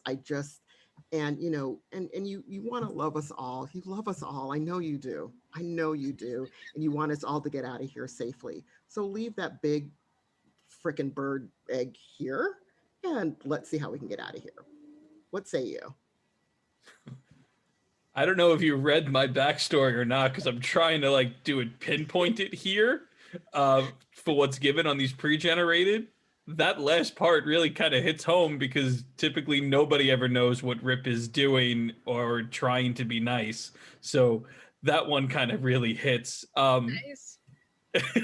He'll look at Sky really quick. Is this true? Do you not want this egg anymore? Because I don't want it. I was bringing it for you. Aw.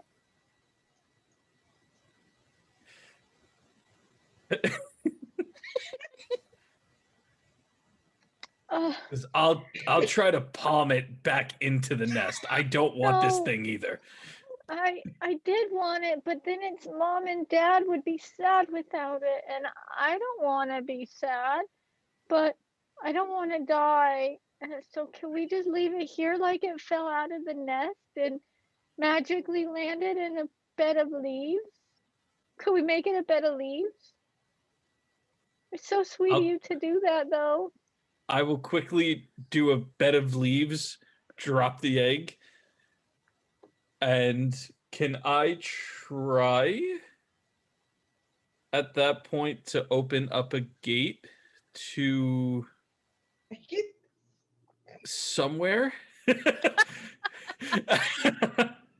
There's not a whole. So the problem right here is there's not really any archways or doorways or reflective surfaces for you to do that. You might be able to find one a little bit further back on the trod, the way you came.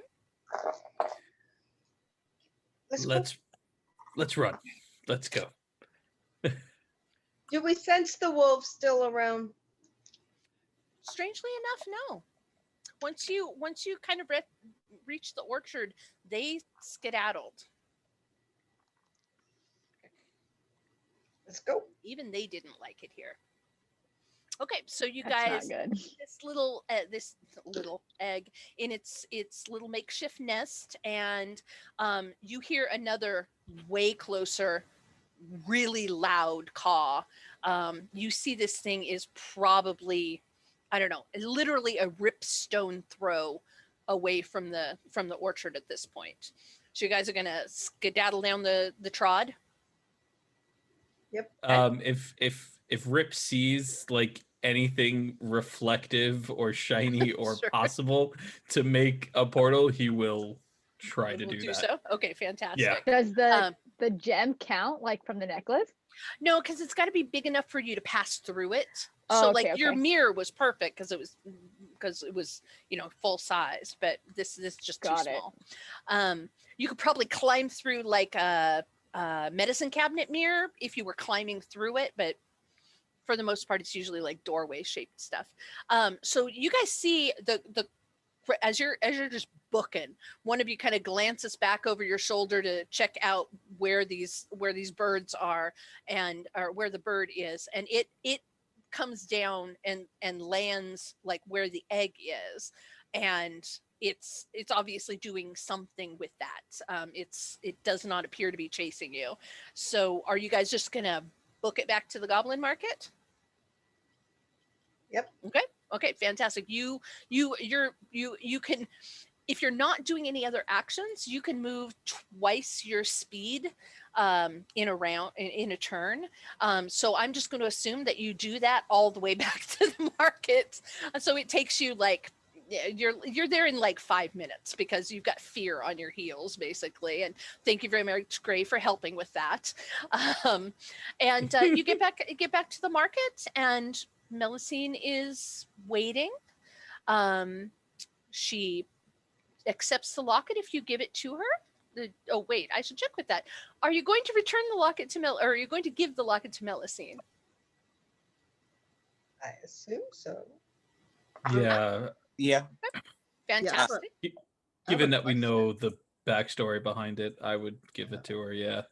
But Melusine is holding, I think it's Rip's terror in her pearl. Did that happen? Yes, not his terror. His memory failure. of his first failure. Right, first failure. Thank you. Mhm. So should we try to get that back? I don't understand how that works. Like What you would have heard was that she basically made a bargain that she was willing to tell Rip something that he wanted to know in exchange for getting that memory. So their bargain was completed at that time, and both parties were had agreed to it. So you can attempt to try to re-bargain for it or that kind of thing, but that was what the bargain that he struck with her was. No, man, dude put us in so much danger with that damn egg that we are moving on and giving her damn locket and getting the hell out of here. Like, I am all roses and sunshine and unicorns and popcorn and hot dogs, but like, it's time. It's time to go. Okay. She thanks you very much.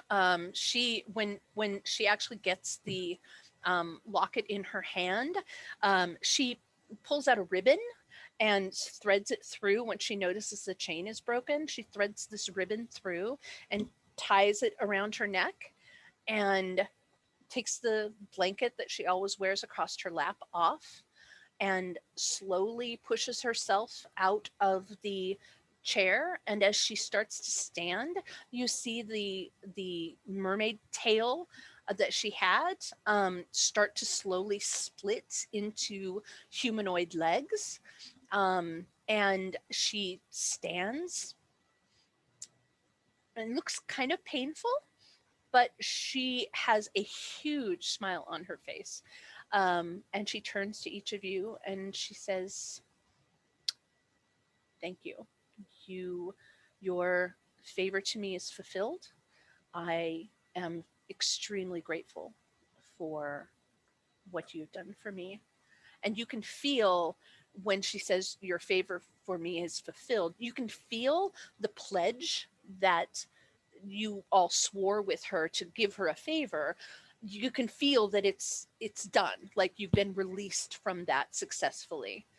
And she turns, and she's got a very small box behind the counter. It's maybe yay size.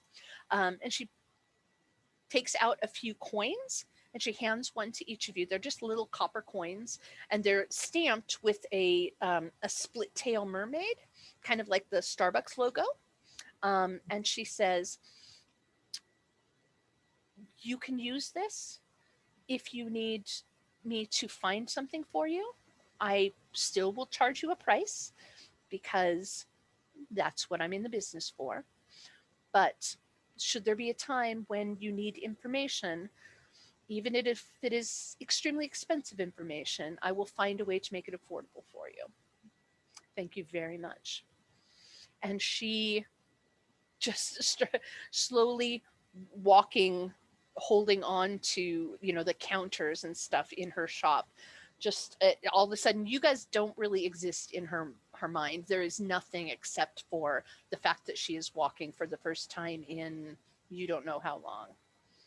And that is the end of your quest. You guys did an amazing job. Thank you guys all for your role play, and how you the ideas and the spin that you put on everything was amazing for some people that were coming in with like pre-generated characters that you didn't make. That was fantastic. Do any of you have any questions, or I know we didn't take a lot of time outside of the adventure to do a lot of talk about mechanics or thematic elements or that kind of thing, but do you have any questions or anything you want to throw at me from before we all say our goodbyes? Where can I buy all the things? The Changeling books. So in order to run the actual game of Changeling the Lost, you're going to need two different books. You'll need what we call the blue book, which is, it looks like this. It's the World of Darkness core book. And what Onyx Path has done, because they have a whole bunch of different lines. So they have Changeling, Mage, Vampire, Werewolf, that kind of thing. For this edition, for the New World of Darkness stuff, they put all of the rules for what you'll need to know for any kind of a character type. So how to run, how to climb, how to investigate, how to take damage, all those kinds of things are in this book. So they didn't have to reprint it in each one of the game line's core books, and they could concentrate on the stuff that was unique to that game line. So you'll need this book, and it's about $19.95 for a PDF of it from DriveThruRPG. You could also get it in a softback and maybe a hardback. I'm not really certain. And then you'll need at least this book, We've been running there. Sorry, it's reflecting. Changeling the Lost. It also is about 1995 from in PDF form from Drive Through RPG, and I can get you guys the links in the cohort Discord room. There are Alexa, turn on my desk light. There are multiple different expansions for it. I think there's about 9 or 10 of them. You really don't need them to run the basic game, but they are a really good source for extra kiths, extra exploration of kiths and seemings and courts, extra contracts, more goblin fruit, more discussion about how to run certain kinds of games. We didn't even touch on things like going into people's dreams and doing dream shaping or battles into dreaming. That kind of thing. All that kind of thing is handled in different expansions, and those are also all available through Drive-Through RPG, either in PDF form or most of them I think are available in softback, and some are even available in hardback. There's a pre-generated character packet that you can buy called Personae. That's one that I wrote for them. That is a motley of well-rounded characters that you can drop into any campaign. There's a couple of campaigns. I wrote one called The Rose Bride's Plight that is kind of a murder mystery campaign designed for Changeling the Lost. There's another one called The Fearmaker's Promise that was written, I think, by Chuck Wendig.